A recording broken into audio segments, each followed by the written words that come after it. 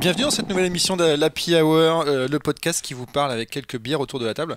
Cette session est un peu particulière puisqu'on a Mathieu un Gaillet à la chat qui nous présentation. bondit dessus et on a aussi des bières de Noël. Exactement. Alexandre, pourquoi cette on aurait dû lubie? mettre un petit jingle de Noël. Hein, quand même. Voilà, mais c'est Noël pour deux raisons. Noël pour la bière et puis aussi Noël puisqu'on reçoit après Benoît Philippon un nouvel invité de marque qui est Jonathan Barré, le réalisateur du Palmacho et aussi de la folle histoire de Max et Léon qui est actuellement en salle et on vous le recommande et le chat me bondit toujours dessus, merci. La folle histoire de Max et Léon. Alors déjà, Jonathan, bonjour. Bonjour, ou plutôt bonsoir. Et bienvenue. Bonjour Jonathan. Bonsoir. Nous sommes en novembre, il fait quasiment nuit à 17h. T'as fait ça n'importe quand, t'as pas dit bonjour, t'as pas présenté les Si, j'ai gens. dit bonjour, bien sûr. On le réécouterait, les gens me donneront raison. La folle histoire de Max et Léon, qui sera un peu notre premier sujet et qui aussi dépasse le million d'entrées. Après quoi, 3 semaines d'exploitation 3 semaines. Et là on dit bravo. Bah oui, bravo. Félicitations. Et on l'a vu, combien de fois on l'a vu? Moi je l'ai vu 2 fois. Moi je l'ai vu 2 fois aussi. Ouais. Moi je l'ai vu qu'une fois. Ouais. Voilà. Oh mince, Et toi, tu on l'as est vu combien de grillé. fois? Est-ce J'ai que vu tu es trop de retourné le voir en salle? Oui, je suis retourné. En fait, on l'a vu. Là, vraiment, la dernière fois où je l'ai vu en entier, c'était à l'avant-première au MK2. Donc, c'était quelques jours avant la sortie, une semaine avant la sortie, je crois. Et ça faisait un moment que j'avais pas vu entier au cinéma. Parce que, comme on avait fait une tournée où en fait on arrive soit au début, soit à la fin, on regardait un peu la fin et tout.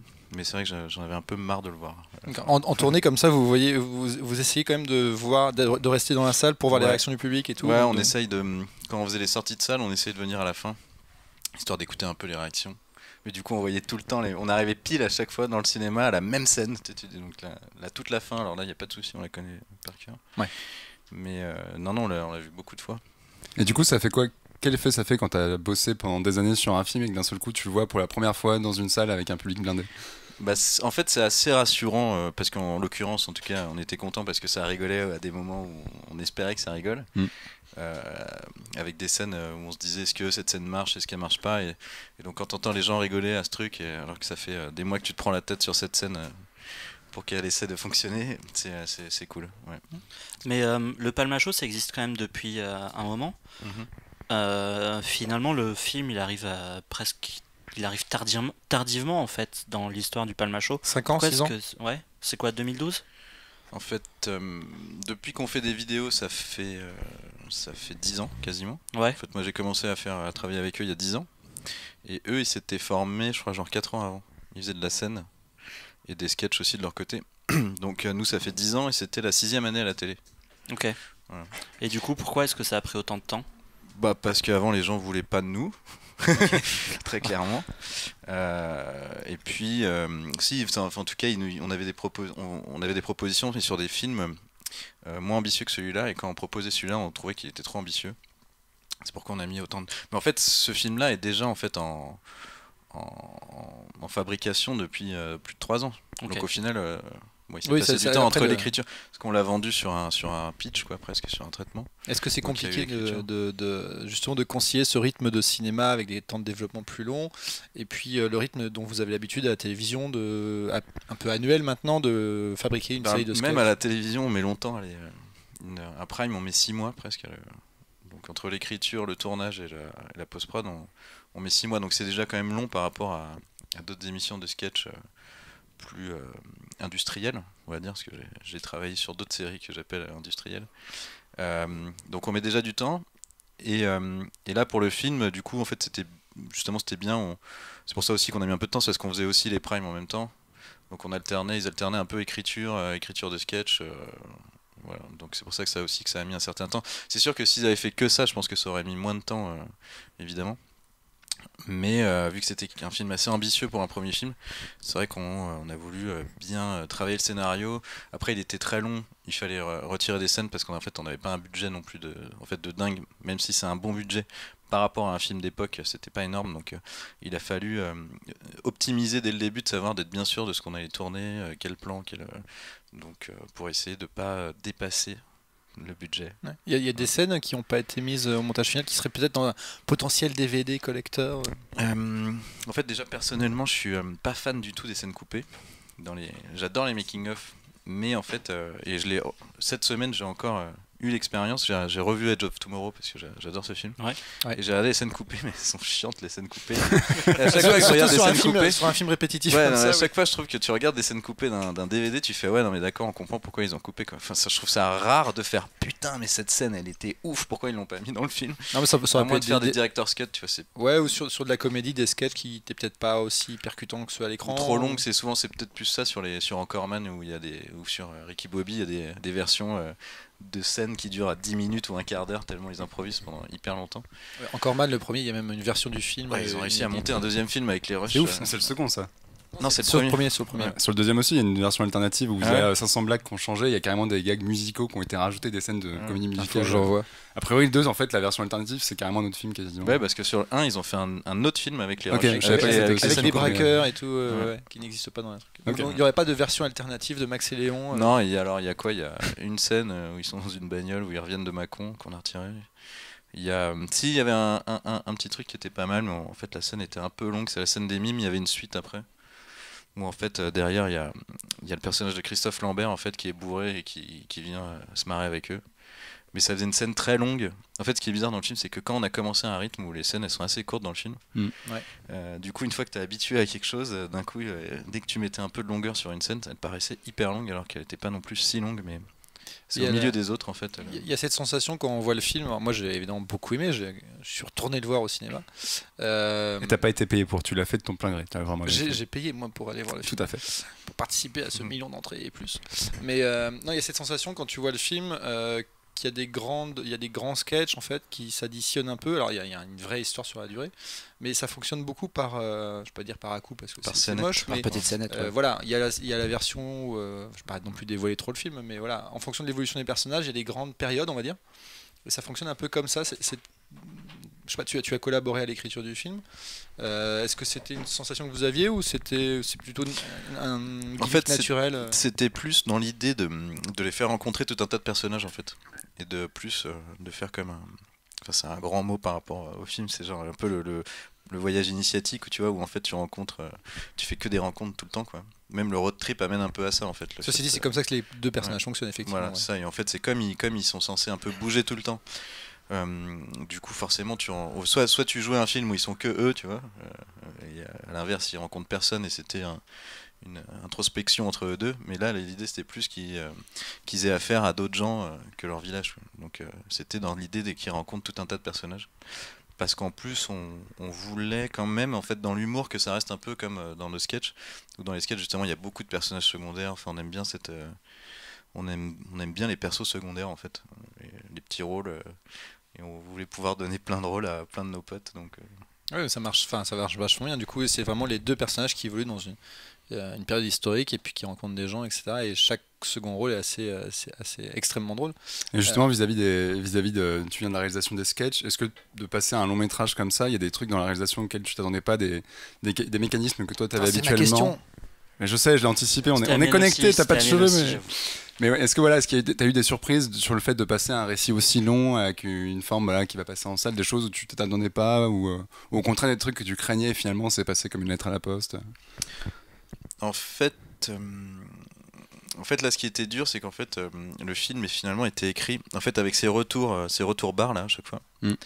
En fait, ce que j'ai eu du mal, c'est de créer justement un peu des scènes un peu de cinéma, parce qu'en fait, beaucoup des gags étaient écrits en fait où t'as même pas le temps de.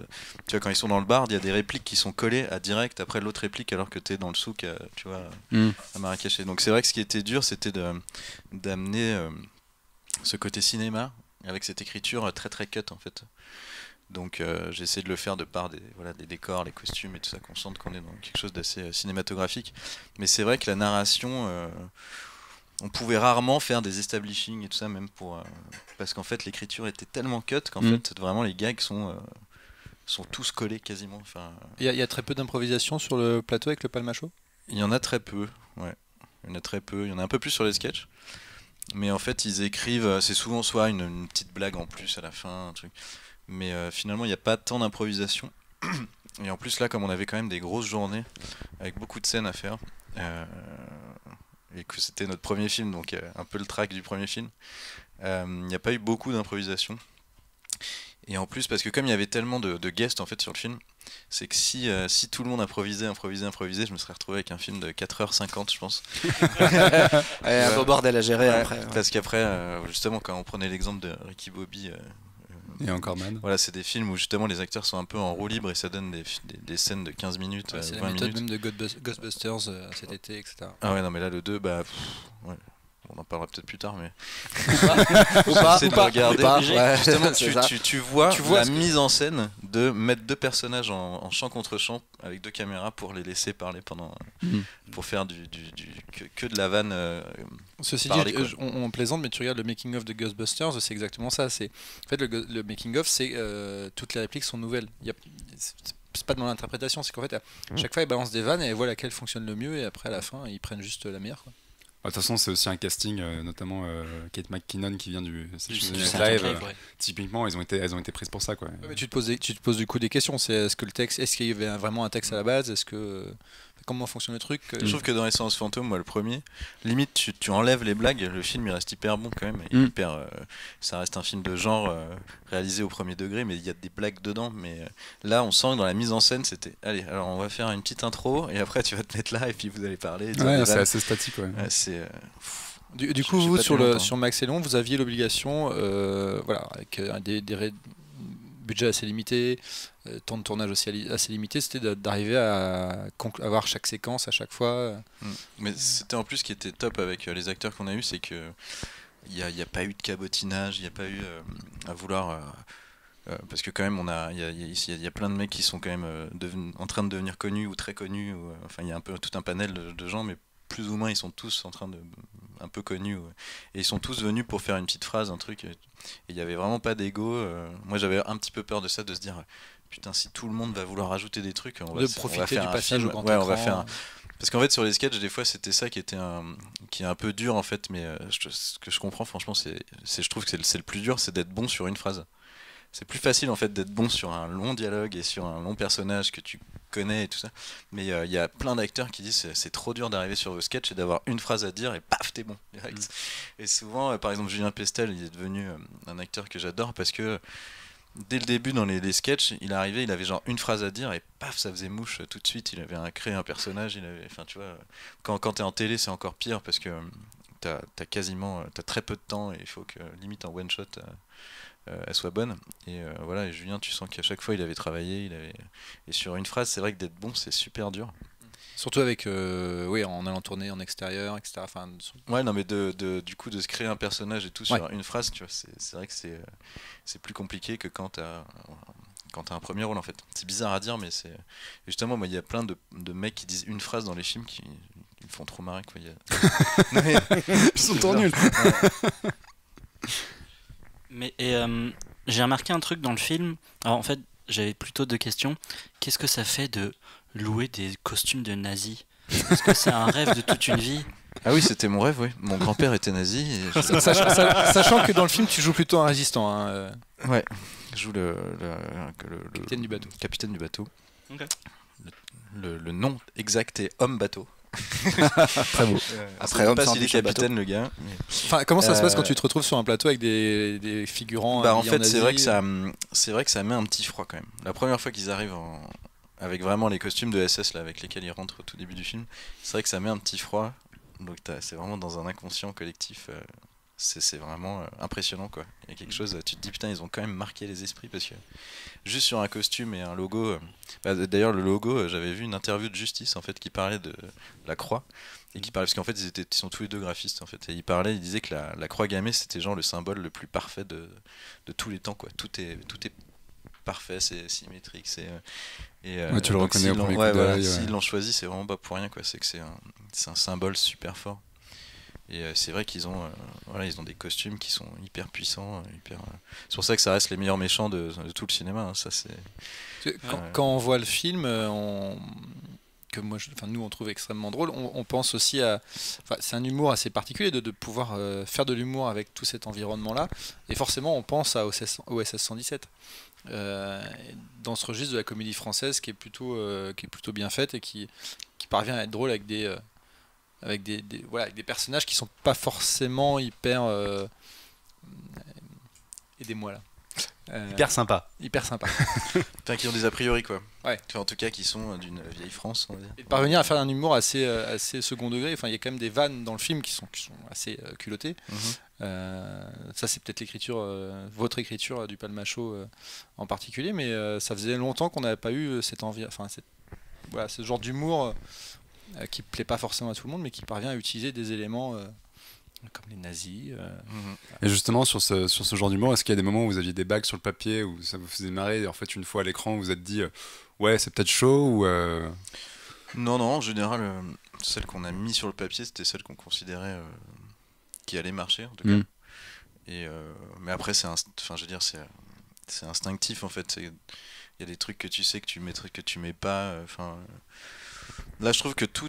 En fait, c'est aussi la force, je trouve, de Greg et David, c'est que je trouve qu'ils font jamais méchants ou ils font jamais mal intentionnés. Ouais. Ou, là, c'est toujours quand même pour dénoncer un vrai sujet à la base. Tu vois. Donc, on le désamorce en faisant une blague dessus. Mais en fait, par exemple, quand Poulpe il fait la fausse pub, là. Ouais. Ça, c'est toute la période à Vichy avec les faux publicitaires, c'est assez impressionnant. Du coup, Mais parce que le pire, c'est que ça existe, quoi. Moi, j'ai regardé. Il y en a sur Internet. Hein. Franchement, vous regardez sur YouTube, il y a des pubs de propagande où ils te font ils essaient de te vendre que les Allemands ils sont trop bien. C'est pas loin de ce que j'ai fait dans le film. Donc, ce qui en fait, c'est d'autant plus ça qui est marrant, c'est quand tu sais que quand tu pars d'un truc qui a existé vraiment. Et même les affiches qu'on a mis, des fois tu tombes sur des affiches, t'hallucines, quoi.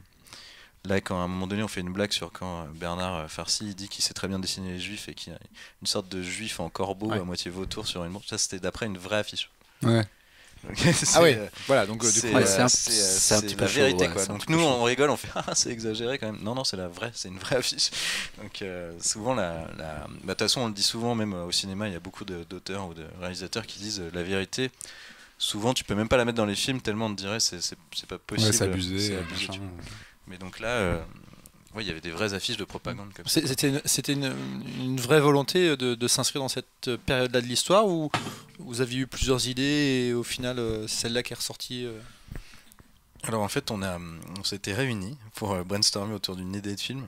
Et en fait, à la base, on cherchait sur un film de genre parce qu'on voulait rester dans l'esprit parodie. Et moi, j'adore Edgar Wright, Simon Pegg, Nick Frost. Je trouve que, je trouve les seuls à faire justement du film de genre, mais parodique, on va dire.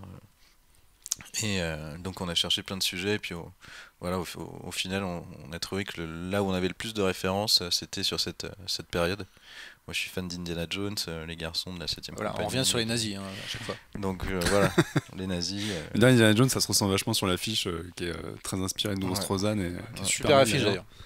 Il y a une ou deux références un peu discrètes à Indiana Jones dans le film aussi. Un peu discrète. Semi-discrètes. Même dans les Même dialogues et tout, il y a des discrète. références à dire.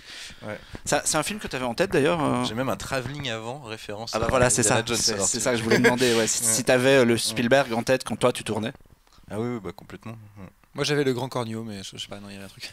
D'accord, Et- Non, mais il y a quelque chose qui est justement qui a un joli mix entre les influences américaines, puis une espèce d'hommage aussi à la vieille comédie française, que ce soit. Ouais, la Grande En fait, Vadrouille, les garçons sont très comédie française de cette époque, justement, la 7ème compagnie, la Grande Vadrouille.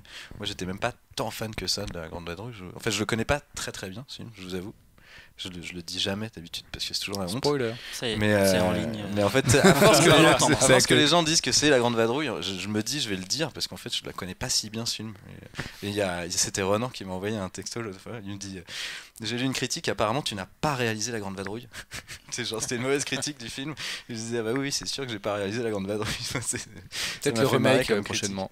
Et justement, avant de faire un film comme ça, est-ce que t'as regardé toutes ces références ou ces comédies qui sont dans la même veine, ou est-ce que tu Non, te dis j'ai pas justement voulu il faut les que je regarder m'efface du de tout. tout ça Non, justement, j'ai pas regardé Papy fait de la résistance, j'ai fait exprès de pas le regarder parce que celui-là, pour le coup, je le connais très bien. Mais je les ai pas revus. Ouais, tu te dis, il faut que je m'écarte de l'influence, quoi. Après, celle de Spielberg, je l'ai parce que c'est mon réalisateur préféré, donc je l'ai inconsciemment. Mais je l'avais regardé pour un truc, j'avais revu la scène de. Je crois que j'avais regardé Making of en fait. Parce qu'au départ, ils avaient écrit une scène de poursuite avec des camions et les sidecars. Et genre, j'ai vu dans le Making of, en fait, ils ont mis. C'est une scène qu'ils avaient fait en reshoot en fait, ça. Et qu'ils ont rajouté, parce qu'il manquait genre une poursuite. Et ils ont mis, je crois que 3 semaines pour la réaliser. Et mon producteur il m'a dit bon, t'as une demi-journée. Ok, on va oublier la poursuite. On va plutôt mettre une mouette et tout s'écroulerait. Ouais, comme ça une demi-journée c'est bien. Mais j'ai remarqué aussi dans le film qu'il y avait aucun des personnages du Palmacho qui avaient déjà existé. J'ai vu dans une interview, je crois que tu avais dit qu'il y avait Gaspard et Balthazar en fond. Et ça c'était une volonté de justement pas choisir la facilité. De par l'époque, on pouvait pas vraiment mettre. Tu veux dire qu'on ait carrément fait un film sur Gaspard et Balthazar ou autre quoi. Bah moi je trouve que c'est des films qui n'ont jamais fonctionné quoi. Donc déjà, je trouve que maintenant on a la preuve qu'il faut pas faire ce genre de film parce que. Oui, il y a eu beaucoup d'exemples, y compris dans la comédie française. Que tous les films issus de. Justement, je trouve que Brice, c'était le seul à s'en être bien sorti sur le premier. C'était de faire justement un film. En fait, les Américains arrivent bien à le faire, d'extraire leurs personnages. Wayne's World. De construire un univers complet, cohérent sur un personnage de gag. Et Brice, il avait bien réussi à le faire. Mais dernièrement, moi, je suis pas trop fan des films qui sont sortis sur des issus de personnages de sketch. Donc vraiment, dès le début, on s'est dit que c'était vraiment pas un truc qu'on voulait faire. Et en plus, on voulait vraiment se différencier de ce qu'on faisait à la télé, justement. Parce qu'on s'est dit que les gens, ça fait des années qu'ils nous voient gratuitement. Pour qu'ils viennent payer un billet, faut qu'on leur propose quelque chose d'inédit ou carrément nous dans l'idée c'était presque de proposer à des gens qui nous connaîtraient pas, tu vois, qui ne connaissaient pas et qui auraient envie de voir le film sans pour autant connaître nos sketchs. Donc on voulait pas faire là, par exemple, du coup on a peut-être une idée de téléfilm, tu vois, qui serait liée peut-être à des personnages, mais pour le cinéma il y a des signes qui se font. Oui, ce que je joue avec le micro. Des gens qui font des bruits extérieurs. Et justement, du coup, le retour, vous avez diffusé une nouvelle nuit du Palmacho sur Direct 8 il y a quelques semaines. Tu es en retard au moins de 12 ans en disant Direct 8. C8 maintenant. D8, puis C8. Je ne regarde plus la télévision. Et c'était très précisément la folle soirée. Faudrait qu'un jour je me remette à regarder la télévision. Sur C8, oui, pardon. Et du coup, vous avez enregistré ces sketchs-là après le tournage du film. Est-ce que c'est pas un peu frustrant de revenir à cet univers-là, ou est-ce qu'au contraire ça fait plaisir de refaire des choses un peu plus rapidement Ça faisait même carrément plaisir de revenir à des sketchs. Enfin, à ce moment-là maintenant, j'ai plus trop envie de revenir à des sketchs, mais parce que je suis très content de la dernière. En fait, je me dis même que le film a eu finalement son impact sur les sketchs et que je trouve que là, les sketchs de la dernière, ils sont vraiment très aboutis. Plus efficaces. À plein de niveaux, même en termes de production et tout ça, je les trouve beaucoup plus réussis. Donc non, c'était top de revenir. En fait, nous, on cherche pas exactement à se dire, tiens, on va faire là du cinéma, de la télé. À la base, on dit, ça fait plusieurs années qu'on se dit, on va arrêter les sketchs, mais au bout de 10 textos qu'on s'envoie d'idées de sketch, au bout d'un moment tu fais bon bah là on en a 10, 12, on va en retrouver 4, 5 et puis en fait on a une émission quoi. Ouais. Et toi en tant que réalisateur, est-ce que tu as aussi tes propres idées, peut-être de choses à faire, est-ce qu'un jour on verra Jonathan Barré en dehors du Palmacho Oui, je pense mon deuxième film devrait être il faut nous en dire un petit peu plus là. Non, c'est le moment où on veut des encore j'ai écrit un synopsis avec un pote à moi qui s'appelle Laurent Verriot qui est auteur et on en est au synopsis. Voilà. Tout de suite, mais d'accord. Ce sera une comédie d'action. Cool. D'accord. Toujours rester dans le genre aussi un peu. Ouais, j'arrive pas à m'imaginer. En fait, on a fait une parodie de films. Je sais pas si t'as vu, on a fait un sketch où on fait plein de bandes annonces. Donc à un moment donné, si je vais être d'accord avec moi-même, je vais pas pouvoir faire ce genre de film. Il y a assez peu de chances qu'on te voit filmer un drame dans une cuisine en huis clos, ce genre de truc. Mais déjà, ça se sentait aussi dans les sketchs, même les Very Bad Blagues à l'époque, où effectivement vous avez toujours eu tendance à parodier des genres précis, le film d'action, le film de SF, etc. Moi, j'aime bien quoi. Je trouve ça beaucoup plus marrant à faire. Donc, vu que je vais quand même y passer au moins 1 an ou 2, autant que. Mais autant s'amuser quoi. Ouais. Ben là, c'est ce qui s'est passé sur Max et Léon. Là, si on s'est dit, on va faire un film, peut-être qu'on n'en fera pas d'autres. Alors, autant qu'on se fasse plaisir, quoi. Mettre des sidecars et des nazis, au moins ça. Faut le faire la première fois, c'est ça qu'il faut faire, le faire après. Ouais. C'est ça qu'il faut faire. Ok, super, bravo en tout cas pour le succès du film. Carrément. Mérité. Voilà, il faut retourner le voir, il faut retourner plusieurs fois. C'est important. Ouais, c'est tout comprendre aussi. Il faut supporter les bonnes comédies françaises. Allez pas voir les animaux fantastiques. Allez-y plus tard. De toute façon, les animaux fantastiques, vous le verrez. C'est pas grave. Allez voir Magellan d'abord. Ça va, c'est le 10e volume de Harry Potter. Moi, j'ai lâché en cours de route déjà. Perdu. Vous l'avez vu, vous? Ouais, on l'a vu. C'est bien. Moi, je l'ai vu, j'ai trouvé ça pas mal, ouais. C'est pas très bien réalisé par contre. L'histoire est top, l'écriture est super. Mais après, je trouve que David Yates, c'est un réalisateur un peu léger quand même. Il arrive du mal à donner du souffle à des trucs. Il y en a pas marre d'Harry Potter. Il a signé pour les 5 suites. Donc je pense qu'il lui en reste un chèque avec il lui en reste 4 à tourner. Il en a encore pour 10 ans de sa vie. En fait, il est enchaîné chez Warner et le mec, il a une caméra. Il tourne des trucs les uns suite des autres. Mais allez voir plutôt Max et Léon, les animaux fantastiques, vous le verrez. Il y a des trucs, toi, Jonathan, cette année qui t'ont marqué au cinéma?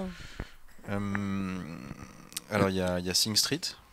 On en a parlé dans le précédent podcast. Alex disait que c'était le meilleur film de l'année. Il a changé d'avis depuis, mais entre temps, pour moi c'est le meilleur film de l'année. Mais en fait, ce qui est horrible à dire, c'est que c'est la première fois que je vois une année avec autant de décalage entre les États-Unis et la France.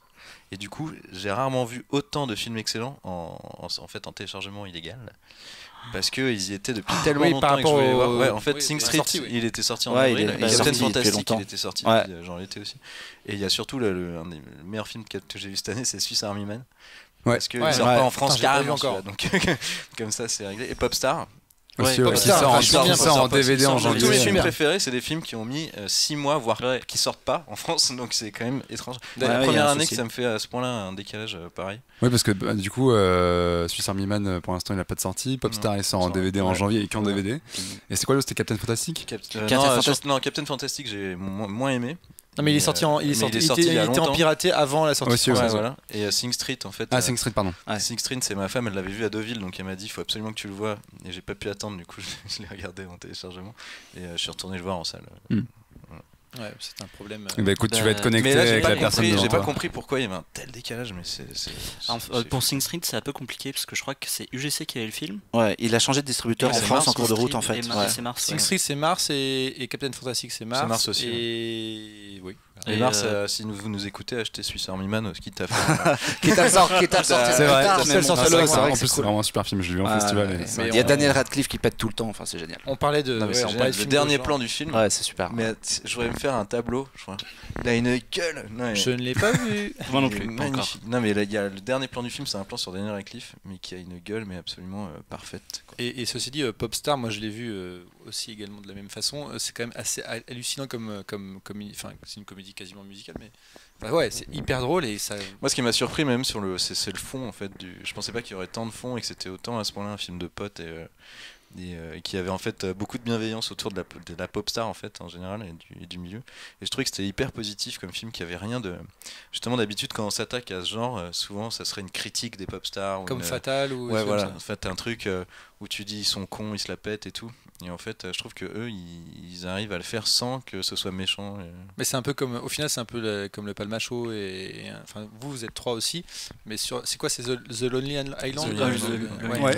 C'est mes idoles. Et moi, j'ai revu Hot Rod du coup qu'ils ont fait en 2007, et qui était assez drôle aussi, mais un peu moins réussi. Mais du coup, Popstar, c'est vraiment, ils éclatent tout. Et j'arrive pas à savoir pourquoi ça marche pas. Parce que aux États-Unis, ça a été un bide total. Le nombre de guests et de second rôle hallucinants qu'il y a dans le film. Hot Rod, ça avait pas marché aussi. Popstar, c'est quand même très ciblé, quoi. Si tu veux, je pense que. C'est très référentiel en fait. C'est très référentiel et puis c'est un peu. Mais référencé quand même à des trucs qui cartonnent à mort. C'est pas comme si tu faisais une parodie d'un truc de genre, genre de niche, tu vois, que personne connaît. Ouais, mais je pense que c'est une culture qui s'attaque à une certaine génération. Passer un certain âge, si tu veux, je pense que. Au-delà de 40 balais, les gens ils s'en foutent totalement. Clairement, en France, c'est pas genre de ça aurait jamais. Mais je comprends pourquoi ils le sortent pas en France. Mais après, de le sortir un 4 janvier, c'est vraiment pour juste te faire. Tiens, je vais te faire chier sur le 4 janvier après les fêtes. Tu sais pas pourquoi. Non, mais franchement, moi on me dirait ton film sort le 4 janvier, je fais. Mais le pire, c'est sors-le une semaine avant, qu'est-ce que ça te coûte. Mais... Le 4 janvier ou le 4 août, c'est toujours les plus mauvaises périodes. Mais t'as pas mal de comédies américaines qui sortent aussi.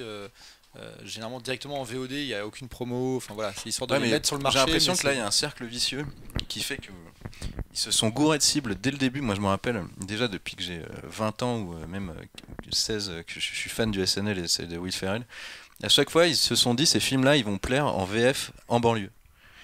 Et et donc du coup les films marchent pas parce que les gars qui veulent le voir c'est en VO.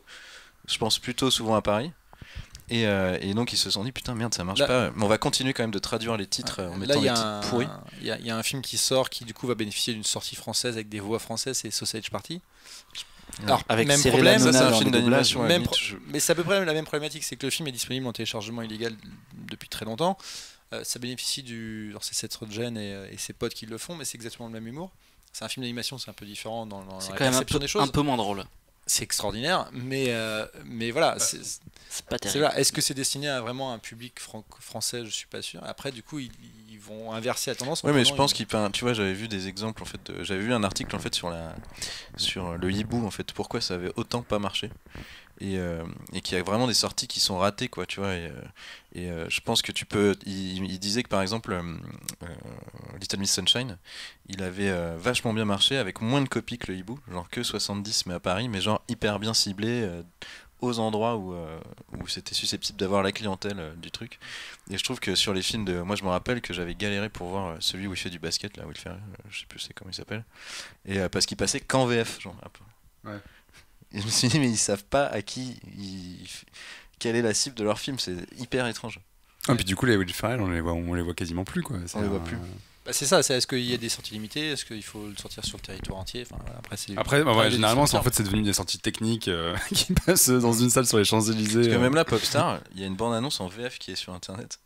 C'est pas une version québécoise? Non, c'est une version française. Le titre serait différent. Le titre c'est Popstar. Attends, c'est quoi? Je sais plus c'est quoi le titre. Le titre c'est Popstar Never Stop Never Stop. Non, mais en français il s'appelle Popstar. Je sais plus quoi. Popstar. Je sais plus le titre. À tout jamais. Bah en tout cas, allez voir Popstar, c'est quand même en streaming. Une excellente comédie. Ou attendez le DVD en janvier.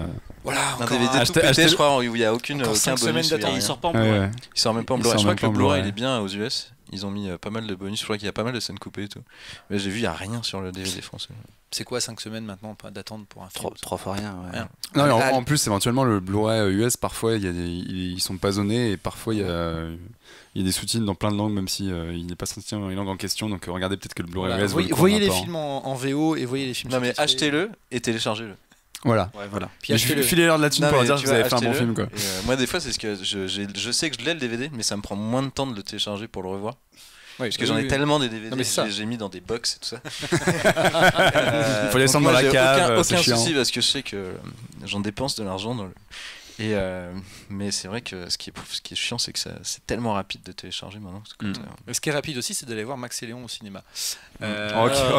Ça sent l'enchaînement. On t'avait dit que c'était bon. Pour le coup, il n'y a pas à attendre. Est-ce que c'est rapide comme quoi? Comme un avion. Et on va parler maintenant d'un film de jeunes premiers, un peu leur premier film quasiment au cinéma. Un petit jeune qui s'appelle Clint Eastwood. J'ai entendu parler dans Retour vers le futur, mais à part ça, Retour vers le futur 3. Je vois pas quel film. Ouais, ok. C'est un film de jeunes premiers. Et puis Tom Hanks qui apparemment vient de débuter aussi. Oui, un petit réalisateur, petit acteur qui font donc Clint Eastwood et Tom Hanks qui se réunissent pour la première fois à l'écran, si je ne dis pas de bêtises. Enfin, Clint Eastwood derrière la caméra et Tom Hanks devant pour adapter Le Miracle de l'Hudson. Donc, comment est-ce que le pilote de ligne Sully a réussi à faire atterrir son avion sur l'Hudson sans qu'il n'y ait absolument aucun mort? Après le décrié American Sniper, que moi j'aime beaucoup. Sachant que Sully, du coup, c'est un fait divers qui s'est passé il y a quoi? Il y a 5-6 ans. Même pas. 2010. 2010, c'est vraiment il y a très peu de temps. Donc après American Sniper, qui était assez décrié, que moi j'aime plutôt, je sais pas si... Moi j'ai bien aimé. Ouais, moi aussi. Non, je crois qu'on aime tous aussi. C'est assez efficace quand même. Non, moi Du coup, un bon débat là. Voilà. C'est fait. Sully donc. Sully, moi je trouve que c'est beaucoup moins intéressant qu'American Sniper. Fin du débat, merci. Voilà. Il vient nous présenter un film qu'il n'aime pas. Je me demandais parce qu'en fait, comme tu l'as vu, qui l'a vu? On est 3 à l'avoir vu. 3 sur 5. Ouais. Moi je me demandais si par rapport à Flight il y avait une. Parce que c'était un peu le même sujet. C'est la grande question. Il fait très attention à ce que ça y ressemble pas. Moi je trouve que Flight est beaucoup plus efficace. Moi j'ai adoré. La scène du crash dans Flight, je la trouve hyper impressionnante. Là, dans le film, elle est un peu plan-plan. En plus, on la voit plusieurs fois de différents points de vue, des choses comme ça. Donc tu la vois une fois, ça dure un quart d'heure. Après, tu la revois une deuxième fois, ça dure encore un quart d'heure. Je trouve pas que ce soit spécialement une scène très intéressante. En plus, t'as quand même quelques CGI qui sont un peu dégueux. L'avion, tu sens un peu l'image de synthèse pas super. Et globalement, en fait, je comprends pas spécialement pourquoi avoir fait un film sur ce truc-là, sachant que on connaît à peu près tous l'histoire, on sait que tout s'est bien passé. Ils disent dès le début qu'il n'y a pas de mort, que tout le monde va bien, que voilà. Et du coup, la scène de crash, tu l'attends comme ça, gentiment, et tu sais que tout va bien se terminer, quoi. Marc? Ouais, moi, ce qui m'a intéressé, alors, je suis un petit peu d'accord. Pourquoi il a un procès, c'est ça? Ouais, voilà. En fait, il y a une commission d'enquête qui se pose la question de savoir s'il aurait pas pu poser l'avion sur un aéroport, s'il aurait pas pu le déposer sur une piste du New Jersey ou même retourner à la Guardia d'où il décollait. Et il se pose la question de savoir si, parce que les mecs derrière, l'avion il est dans l'eau, quoi. Donc il y a des assurances, il y a du blé qui a été perdu, et donc les mecs se posent la question. Se posent la question. Il y a une mini polémique là-dessus d'ailleurs, puisqu'il semble que Eastwood prend parti en disant que c'est comme ça et pas être autrement. Il montre les mecs de la commission comme des espèces de connards. Dans la pratique, c'était pas si simple. Ils étaient pas aussi vénères contre le pilote qui aurait crashé l'avion. Moi, ce que j'ai bien aimé, j'ai aimé deux choses. J'ai aimé en fait, le film commence sur un rêve que Sully fait, où il crache l'avion, où il crache un avion. Et toute la première partie, c'est un peu l'aspect psychologique du mec qui a flippé, qui a quand même sauvé des vies, mais qui dans sa tête est hyper marqué par ça. Et il y a tout cet aspect qui prend même un petit moment, ça prend bien une bonne demi-heure avant qu'on voit le premier crash, et on se dit mais la reconstitution, elle arrive super tard. Et moi, tout l'aspect psychologique du personnage, j'ai trouvé ça intéressant. Là où ça devient un peu casse-gueule, c'est que c'est zappé sur la deuxième partie. Dès qu'il passe à de l'enquête pure et qu'il passe devant la commission, etc., l'aspect psychologique, on n'en a plus rien à foutre et c'est un peu tant pis. Parce que t'as quand même Tom Hanks en tête d'affiche qui joue qui tient la route. Moi, j'ai trouvé ça pas mal. Moi, c'est justement la deuxième partie qui m'a un peu plus intéressé. La partie psychologie, je trouvais que c'était un peu psychologie de comptoir. La deuxième partie, justement, surtout la dernière demi-heure où il est vraiment devant la commission, qu'on voit les tests avec des pilotes dans des cabines de simulation et tout, où ils arrivent ou ils arrivent pas, je vais pas spoiler, à rentrer l'avion à la Guardia. Je trouve que c'est beaucoup plus intéressant parce que c'est quelque chose qu'on n'a pas spécialement, nous, en plus entendu parler dans les médias, en tout cas en France. Et toute la partie psychologie, pour moi, enfin, tu vois, on savait dès le départ que c'était pas un mec alcoolique qui se droguait pas, qui était pas comme dans mal Fight. dans sa peau. En fait, le souci du film, globalement, c'est qu'il raconte D'abord, il arrive trop tôt, parce que tout le monde a encore le truc en tête. Et puis, il n'y a pas de souci. Sully, c'était un héros, il a sauvé 155 personnes, et tout le monde est vivant, et c'était vraiment super. Enfin, l'acte était vraiment héroïque, et il n'y a aucun problème là-dessus.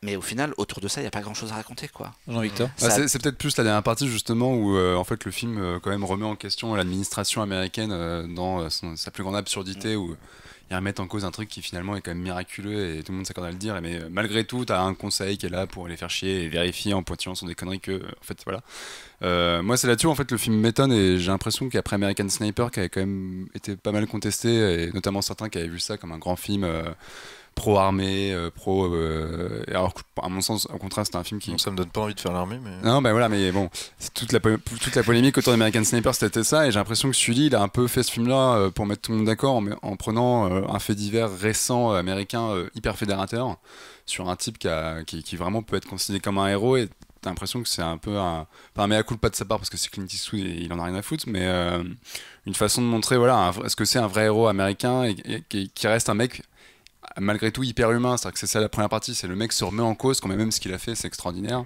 et c'est ça qui est intéressant, c'est de voir ce mec reste malgré tout très humain et se dit j'aurais pu mieux faire, etc. Et Tom Hanks là-dedans, il du coup... Tom Hanks, il fait le taf, lui il est incroyable, moi, je trouve. Je revoyais Captain Phillips là parce que j'ai adoré ce film. Ouais. Tu regardes dès le début, tu fais ah putain, c'est un capitaine. Mais à aucun moment tu te dis c'est Tom Hanks. Là ça marche aussi, d'autant moi j'ai pas vu, mais il y a Inferno en même temps où il va se retrouver avec deux films à l'affiche, pas deux fiches à la film, deux films à l'affiche, et où il joue deux rôles qui ont strictement aucun rapport et le mec il arrive complètement à muter d'un personnage à l'autre quoi. Ouais, c'est ouf. Moi, ce que je trouve génial chez lui, c'est que c'est pas comme. Tu sais, je trouve il y a vraiment deux types d'acteurs un peu hollywoodiens. T'as vraiment ceux qui se métamorphosent, tu sais, les Christian caméléons, Bale ouais. et tout. Enfin, tu sais, qu'ils vont perdre je sais pas combien de kilos pour. Et je trouve que Tom Hanks, c'est encore plus dur. Il se fout une moustache. C'est vrai. C'est tout. C'est un C'est putain vrai. de capitaine de bateau. Tu te poses pas la question, mais une seule seconde. Et bah, il a aussi une moustache dans celui pour donner un cheveu il a de les cheveux blancs du d'avion. coup. Non, Comme je quoi, trouve moustache, qu'il est c'est trop pas- fort pour incarner sans non plus. En faire des caisses, ouais. Voilà. Après, c'est pas non plus un film de merde, ça reste quand même un Clint Eastwood, c'est quand même hyper bien gaulé, c'est très bien joué. Ouais, moi, c'est ce que Mais, tu disais sur la réalisation qui parfois. Alors, je suis d'accord que la scène de l'avion, tu la vois plusieurs fois et ça fait perdre de son impact. Et à l'inverse, je la trouve très intéressante. En plus, on l'a vu en IMAX et tout le film en IMAX. Je crois que c'est peut-être le premier film de l'histoire qui est entièrement tourné en IMAX. Et ce qui est hyper intéressant avec la scène de l'avion, bon, déjà, il a 70 balais quand tu vois ce qu'il fait. Ah tu te dis, non, il a même plus, il a 86 ans, mec. Pardon, je confonds. Il Donc, a il a 86 ans. Ok, c'est c'est un un dingue. ouf. Clint, il faut que tu restes avec nous un petit peu plus longtemps. Ah oui, on t'aime Clint. Mais non, en fait, tu vois, à 86 balais, faire ce qu'il fait, surtout qu'il enquille un film à l'année, donc c'est quand même spectaculaire. Et surtout, moi, ce que j'aime beaucoup avec la mise en scène, en l'occurrence, du crash, c'est même pas un crash, hein, le capitaine Un lui-même, c'est amérissage. un water landing, d'un état sur l'eau. Et ce qui est intéressant là-dessus, c'est qu'en fait, il y a une façon hyper épurée de mettre en scène, c'est-à-dire qu'il n'y a pas une musique. T'es avec le capitaine dans la cabine, bon, t'as des plans extérieurs pour voir l'avion, etc. Mais c'est hyper épuré en fait dans la façon de faire. Les plans sont très longs. Il y a presque un côté hyper old school en fait, quasiment années 70 dans la façon de mettre en scène et qui fait que c'est hyper immersif quoi. Il en fait pas des caisses. Immersif avec de l'IMAX, ça doit être assez impressionnant. C'est pas Mais mal. est-ce- Immersif dans la mer. Enfin, dans le... Bah, on va passer oh au- là là, on va passer au suivant. hein, parce que Est-ce que Pas du coup, mal. est-ce que du coup l'IMAX apporte vraiment quelque chose juste sur un point vu que le film. Bah, vu que tout le film est en IMAX, tu peux pas faire la comparaison avec les changements de ratio. Après, ouais, en fait, pendant tout le film, je me suis dit, comment est-ce que c'est cadré quand c'est en scope Voilà, normal Non, oui, après, bah, comme d'hab, avec l'IMAX, en plus, nous, c'était l'IMAX de Patek et d'Ivry. Et bon, bah, les salles françaises, c'est pas du vrai IMAX, l'écran est pas aussi haut d'accord. qu'il devrait l'être. Donc, c'est pas mal. Je pense que quand tu le vois dans un vrai IMAX, ça doit tout défoncer. Mais non, oui, si t'as l'occasion, c'est bien, c'est propre, c'est une bonne condition de projection. Oui, toujours. On n'est jamais très déçu. On va passer sur un autre sujet. Après cette histoire d'avion, on va passer sur un sujet un peu de science-fiction, non? C'est quoi? Ça va être Seul. tu veux qu'on parle de Seul? Pardon. Tu me On était parti sur Seul, qui est un projet cinématographique qui arrive en début L'année février, prochaine. si je ne m'abuse. Ouais, Tout à peut-être fait. fin janvier. Et Ouais. qui est donc l'adaptation de la bande dessinée française. Franco-belge. Franco-belge, Précisons, pardon. insistons bien Surtout là-dessus. quand C'est Marc en dessiné parle, par un Belge, hein, évidemment. On est dans un environnement déjà franco-belge ici, donc C'est ça. restons un petit peu dans ce contexte. D'autant plus que Jonathan est allé tourner près de chez nous, en province de Namur. Tout à fait, j'ai même tourné dans les éditions Dupuis. Dans leur stock, dans leur hangar, je ne sais pas quel est le mot exact, où en fait il n'y avait pas vraiment de studio en Belgique. Et quand on a dû faire les scènes en studio, en fait, on a trouvé que un hangar Dupuis. Voilà. Donc on a tourné Ça, à Charleroi. ça Donc, t'as eu des BD gratos. Pas du tout. ça J'ai essayé d'envoler, mais ça m'offre une transition toute faite puisque le Seul est édité chez Dupuis. Tu vois, c'est beau. mais je faisais exprès. C'est beau, voilà, c'est ça. Seul, c'est une BD qui a démarré en 2006, à la base en publication hebdo dans le journal de Mickey où il mettait des pages comme dans Spirou. C'est écrit par un monsieur qui s'appelle Fabien Vellman, qui a écrit des tas de choses très très bien, notamment Le Marquis d'Anaon avec Mathieu Bonhomme, et qui est l'auteur actuel de Spirou. Le Spirou de la série normale, c'est écrit par Fabien Vellman, et c'est décidé par Bruno Gazzotti, qui est belge, donc, et qui dessine aussi Soda. Qui a dessiné, c'est plus le même. Oui, hein. c'est Ils ont qui changé, sur a les dessiné derniers. le début de Soda jusque. Et comment il vit le jusqu'à fait qu'il l'avant-dernier écrit un truc qui a le même nom qu'une série avec Kev Adams? Alors, la BD est plus vieille. Il le vit mal Oui. ou pas? Alors, je pense que la BD a démarré avant. Et ça a strictement aucun rapport. Non, mais Soda- je sais. Voilà. Tu as lu Soda? Non. C'est un flic new-yorkais qui cache à sa mère qu'il est flic, et donc c'est une semi-comédie d'action. Et quand il rentre chez lui à Brooklyn, il se fait passer pour un prêtre. Donc sa mère pense qu'il est curé et qu'il est curé le jour, et en fait il sort de chez lui, il va se changer dans sa cave, il prend un flingue et il devient un flic et il mène des C'est enquêtes hyper bien. policières. C'est hyper C'est bien. vraiment Rien à voir avec Ado à l'envers, quoi. Non, Rien du tout. Rien du tout. Rien non plus. Pas de rapport avec Kev Adams du tout. Mais vraiment, alors là, Non, mais si j'arrive à je me trouver mets à un la lien, place de l'auditeur qui nous écoute, Tout à fait. qui Tu as bien se raison. dit ah ouais, qui se ceux-là. dit tiens, il nous parle de Kev Adams d'un coup, c'est bizarre, ça a C'est changé, bizarre. ça a changé l'émission. Ça a changé. Clone Non, Web, ça l'émission devient n'a vraiment- pas changé, vous inquiétez Clone pas. Web, ça devient vraiment n'importe quoi. hein. J'ai perdu le fil de ce que je voulais dire, mais c'est pas très grave. Et on a perdu tous les fans de Kev Adams qui nous écoutaient au passage. Il y a des fans de Kev Adams qui nous écoutaient. Non, tu peut-être, parlais hein. Ouais, je parlais de donc, Gazzotti, l'autre- Velman, voilà, Seul, machin. D'ailleurs, Kevin Adams n'est pas dans Maxilon, c'est presque dommage comme apparition. Spoiler. Il y a peut-être Ah, des gens là qui là. l'attendent. Bref. Laissez-le faire ça. Quoi. Ouais, voilà, laissez-moi faire ma chronique. Seul, c'est l'histoire de 5 gamins qui se réveillent un matin dans une ville fictive d'Île-de-France. Et, comme le titre l'indique, ils sont tout seuls. Mais littéralement. Les adultes ont tous Tous disparu. les adultes ont disparu. Et chacun se réveille plus ou moins chez lui. Et les adultes ont disparu et il n'y a pas d'autres gamins. Alors après, dans les tomes suivants, ils trouvent des personnages supplémentaires et ils se rendent compte qu'il y a d'autres enfants qui sont aussi dans la ville avec eux et qu'il y a d'autres villes avec d'autres enfants. Mais dans le début de la série, c'est 5 personnes dans une ville. Et du coup, ça commence... En fait, moi, ça m'a fait beaucoup penser à Lost, sur les premiers tomes, où ils se retrouvent dans un environnement chelou, à se poser des questions, et en même temps à chercher à survivre. Est-ce que c'est le préquel de Seul Tout? Désolé, je vais que je la On passe. va jamais en sortir. hein. On a des Jamais références en comédie en française. On est bon, hein. Non, c'est pas non plus un préquel de Seul Tout. Mais c'est une super BD. Ouais, c'est Voilà. Voilà, c'est terminé. Merci Beaucoup beaucoup. regardé, on arrête là. Non, pourquoi j'en parle? Parce que le 10e tome vient de sortir, ça s'appelle La Machine à démourir, comme les gens qui sont morts et qui veulent démourir. Alors, c'est difficile de prendre. C'est le début du 3e cycle. C'est toute une histoire qui a été écrite à l'avance. Les mecs ont déjà leur fin. Ils savent qu'ils vont faire une vingtaine d'albums à peu près. Et tu le sens dans la lecture. Tu sens dans la lecture. Enfin, c'est pas Lost, quoi. Voilà, Lost, les mecs. C'est-à-dire Parce que Lost, c'est vachement bien, quoi. Quand Lost, ils ont écrit regarde la les saison premières 1, ils saisons, n'avaient pas la fin en ouais, tête. bah quoi. ouais. Là, ils Non, mais ont du coup, c'est bien ou pas bien? Non, c'est bien, Oui, justement. d'accord. tu vois, c'est, Non, parce que t'avais un ton où on aurait dit que c'était genre ouais, alors le gars, on dirait qu'il sait la fin. Non, Ça faisait un peu, justement, c'est pas terrible. Justement, tu sens vraiment où il va et il garde une conductrice. D'accord. Ouais, il y a. tout au long. Il Il n'y a pas de temps mort. Il n'y a pas de temps mort. Alors, c'est étonnant parce que dans le rythme de publication, donc ils sortent quand même un album par an, dans le rythme de publication, tu sens que de temps en temps, il y a quand même un album de remplissage. Et étonnamment, le 10e, moi, c'est un peu ce que mon reproche. Ouais. Donc, ils ont fait un premier cycle où les 5 gamins sont, disons, dans l'inconnu. À la fin du 5e tome, on sait exactement où ils sont et pourquoi ils sont là. On va pas spoiler, mais voilà.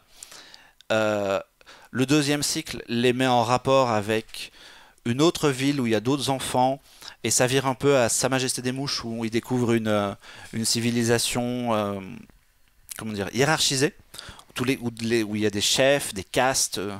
Il y a toute une histoire. Et le 3e cycle qui démarre donc avec celui-là, c'est censé être une série de 5 albums qui va être focalisée sur chacun. Chaque tome aura droit à un personnage. En fait, l'équipe a été éclatée.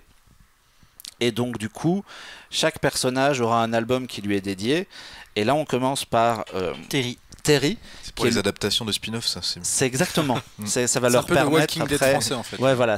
Ou à la Star Wars, c'est un peu le Rogue One de la saga, le tome-là. C'est les auteurs pour vendre des adaptations en plus, ils sont Comment putain, alors, placer Rogue One dans une émission où t'es pas censé Ça s'est fait. en parler. Le point Star Wars a été atteint.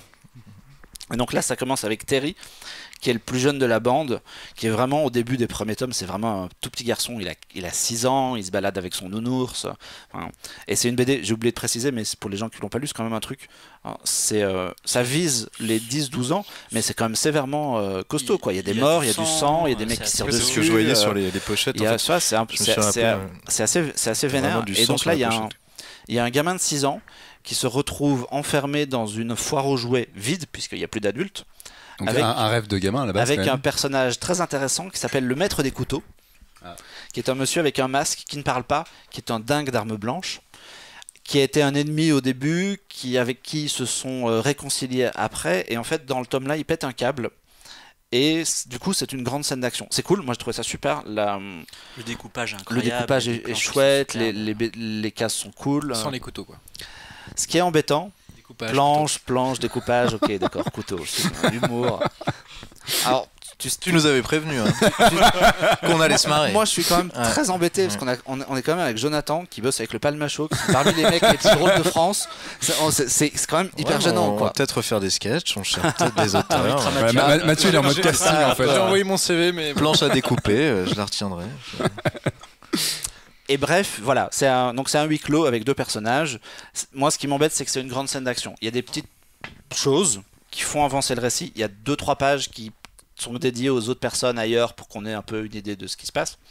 Mais voilà, c'est vraiment du remplissage. C'est pas la première fois. Dans le premier cycle, ils avaient déjà sorti un album comme ça, qui était une poursuite géante dans une ville. Et tu fais, je viens de lâcher 12 balles pour ça, je l'ai lu en 8 minutes. Est-ce que c'est pas le côté spin-off, justement, de se concentrer sur un seul personnage? En fait, je pense surtout que ils ont un accord très probable avec Dupuis de 20 tomes, mais ils ont une histoire qui tient sur 16-17. Du coup, c'est un peu délayé. Ça, c'est le problème notamment de 13. Comme plein de séries. 13, les 8-9 premiers volumes sont clairement calculés, etc. Ouais, et puis à un moment donné, tu vois, ils rajoutent une couche. Ils font la même méthode de se consacrer des albums maintenant à des personnages secondaires, notamment la médecin qui meurt au début du premier volume. Tu fais juste, mais quel est l'intérêt, quoi. Donc voilà.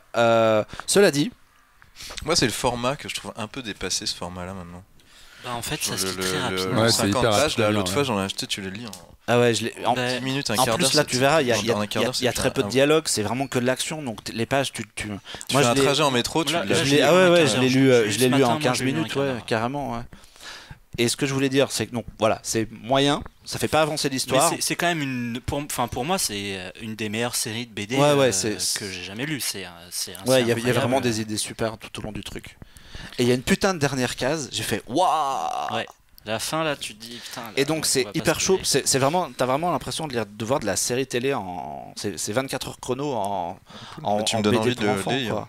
Ah mais franchement c'est super cool. C'est qu'ils arrivent à raccrocher. En fait, je t'avoue, au départ, moi j'en avais entendu parler il y a longtemps, mais j'avais été un peu rebuté par les dessins.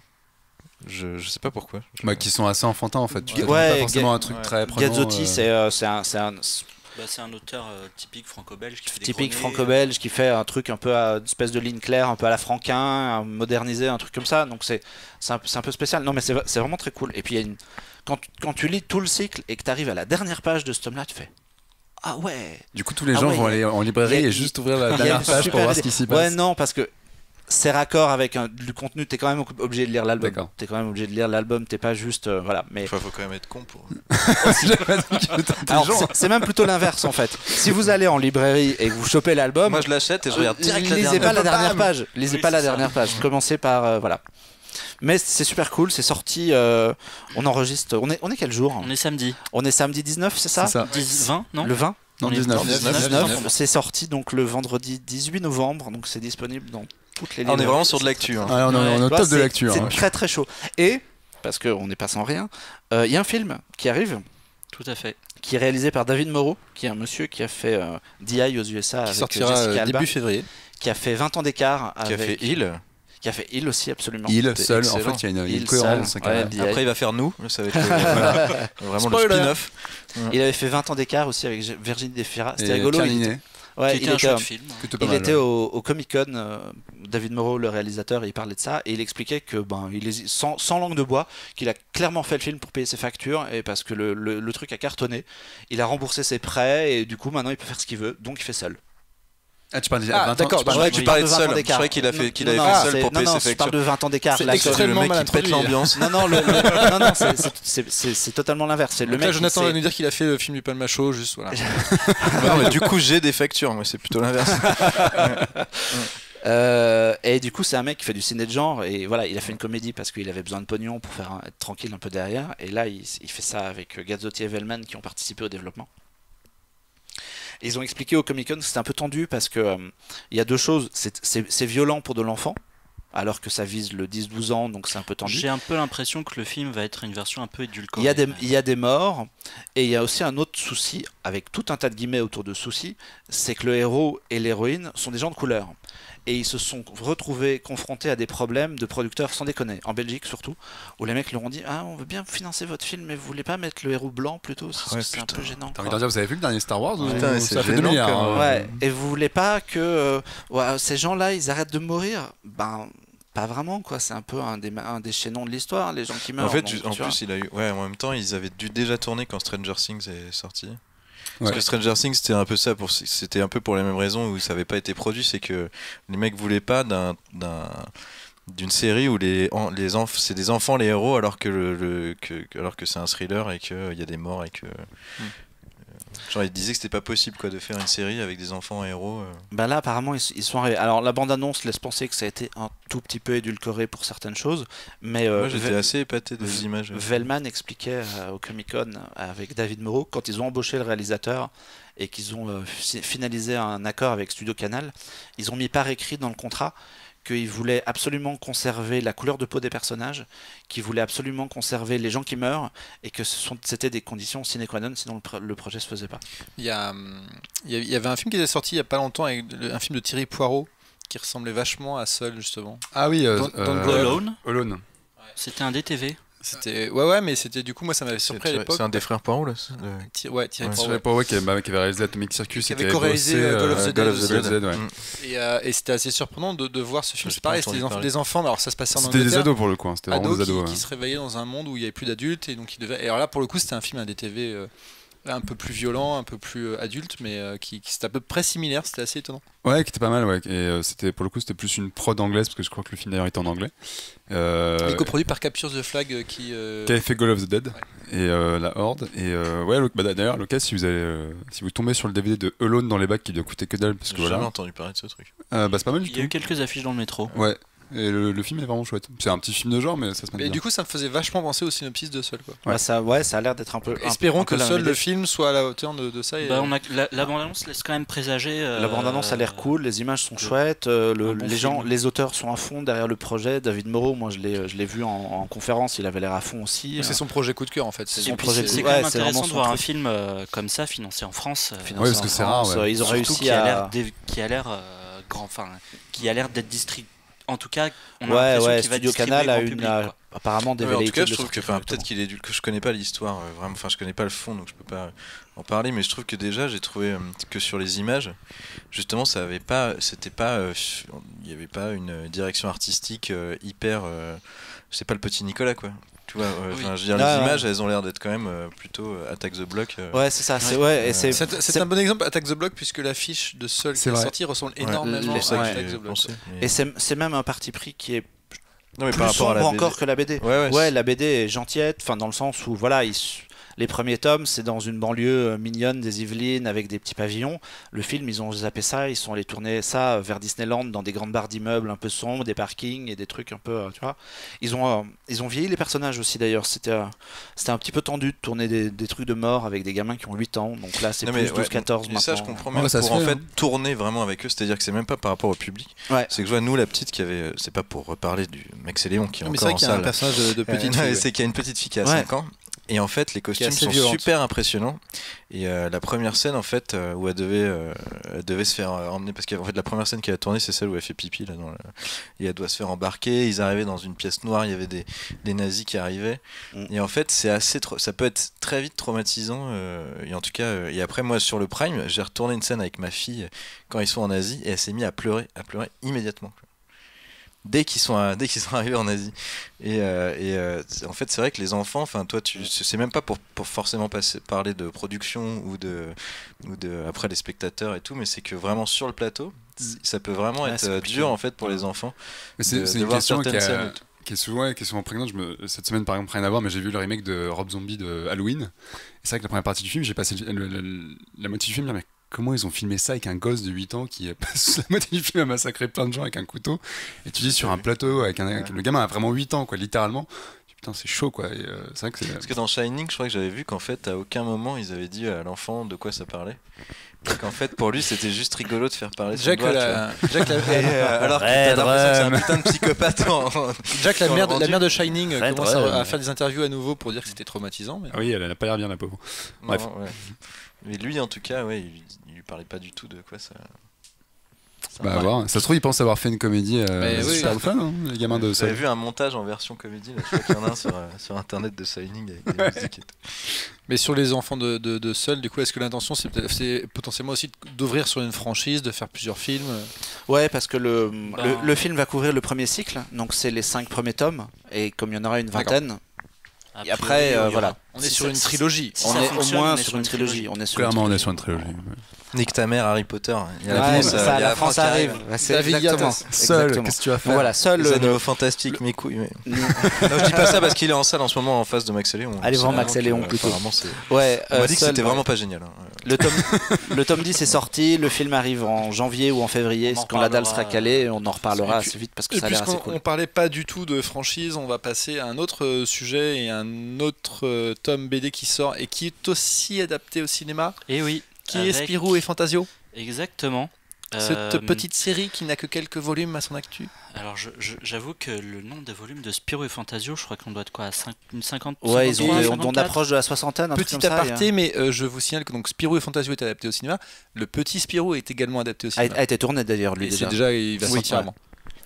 Je suis un peu curieux du petit Spirou. Et de Spirou aussi d'ailleurs, parce que le casting annoncé est plutôt bon. Le casting est pas déconnant. Alexandre Coffre à la réalisation. Je sais pas s'il a les épaules pour une grande comédie d'action. Moi je voulais Jonathan. Quand j'ai vu Max et Léon et que j'ai appris que Spirou sortait, je me suis dit mais qui en France peut tourner une comédie d'action cool? Ben voilà. Et comme on est très écouté et qu'on remercie à nouveau tous les gens qui nous écoutent. Exactement. De plus en plus. Oh là là. Voilà. Ça se trouve, Jonathan, il a absolument pas envie de réaliser Spirou. Il veut faire ses films à lui, quoi. Mais donc, en fait, là, c'est un Spirou un peu à part, c'est-à-dire qu'en 2006, si je ne dis pas de bêtises, Dupuis a lancé une série à part qui s'appelait Une aventure de Spirou et Fantasio par. Et donc, les noms des auteurs. On a commencé par Velman, si je ne dis pas de bêtises, et Johan. Ouais, qui ont repris ensuite la série officielle. Il y a eu beaucoup de tomes.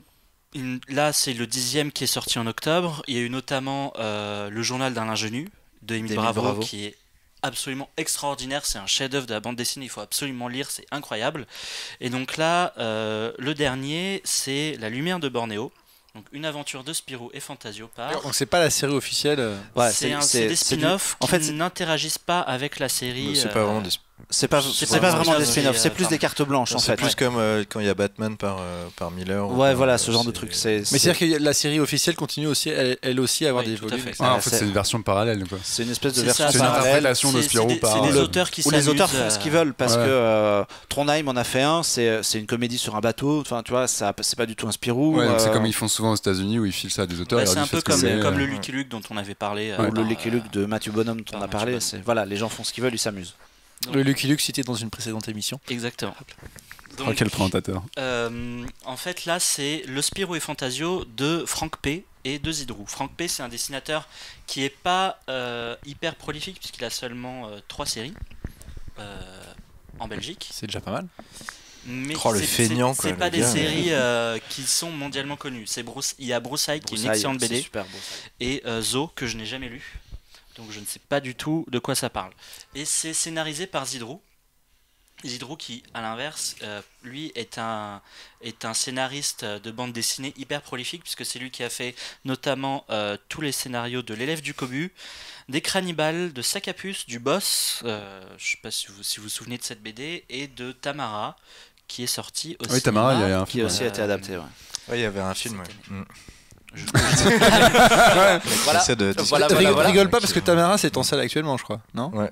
Ah bon? Ouais, je crois qu'il est toujours en salle. Et on rappelle que Ducobu également a été adapté au cinéma. Oui, ça c'est très pénible. Par on contre, ne le dira pas. C'est compliqué. Ça marche très bien, Tamara. Et donc... ils tiennent sur la longueur. Ils tiennent hyper bien. Ouais, j'avais vu qu'ils avaient pas en fait ils avaient une bonne fréquentation par copie. Et, ils avaient pas un nombre de salles ouf, mais que ça marchait bien. Ouais. Bref. Vas-y, raconte-nous Spirou. Le Spirou de Franck P. et Zidrou s'appelle La lumière de Bornéo. Comment expliquer l'histoire? Ça commence. Je vais pas spoiler les premières pages, mais en gros, ça commence où Spirou décide de partir du journal où il écrit, du Moustique. Parce que le Moustique a été repris par une rédac chef qui essaye de faire un truc à la minute buzz. Ouais, elle veut faire du buzz, quoi. Dénonciation, les médias, tout ça. Il y a un petit truc méta sur les médias que je trouve assez intéressant et plutôt bien écrit, pour le coup, sur la BD. Et en fait, il retrouve un ancien personnage de Spirou et Fantasio, Noé, qu'on a pu voir dans Bravo les Brothers, dans un des premiers Spirou, c'est ça? Ouais, c'est un grand album, une histoire secondaire d'un album de Franquin. Donc... et qui se retrouve avec sur les bras la fille adolescente de Noé. En parallèle à ça, il y a un espèce d'histoire d'artistes inconnus qui envoient des toiles à des musées, des toiles que tout le monde s'arrache pour des millions d'euros, des choses comme ça. Et en plus Banksy, de ça, on va l'appeler comme ça. Voilà. Ouais, c'est un genre de ça. Ouais. C'est un peu l'idée. Ouais. Mais les dessins sont hyper beaux d'ailleurs. Ouais. Enfin, C'est vraiment la très, mise très en beau, abîme, les les peintures dans la sont BD. vraiment très travaillées. Et en plus de ça, on a un côté, toute une intrigue à Champignac où on voit donc le comte de Champignac avec une invasion de champignons noirs. Moi, j'aimerais qu'on en parle parce que j'ai pas compris ça. Bah non, C'est vrai que nous non plus, là, en quand fait. vous le dites, ça a l'air très Figure-toi que moi étrange. non plus. Nous non plus, en fait. Ça sent un peu la piste soit abandonnée en cours de route, soit. Mais c'était bizarre ce truc. Ouais, hein. c'est bizarre, ça se finit en eux. Moi, Putain, me je dis- pensais que vous alliez me donner la réponse. Ah non, Ah, justement, on l'a pas. Alors, on se dit peut-être que maintenant, ces auteurs qui ont des tomes parallèles comme ça à la série officielle, ils font parfois des suites.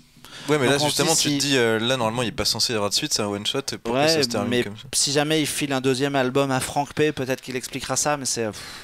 Mais c'est un ouais, peu c'est raté, très ça, bizarre quand et même. ça sert un peu à rien en fait. Moi, l'album, je Ça sert trouve carrément à rien. plutôt très bon dans le sens où j'avais l'impression de lire un Spirou assez old school.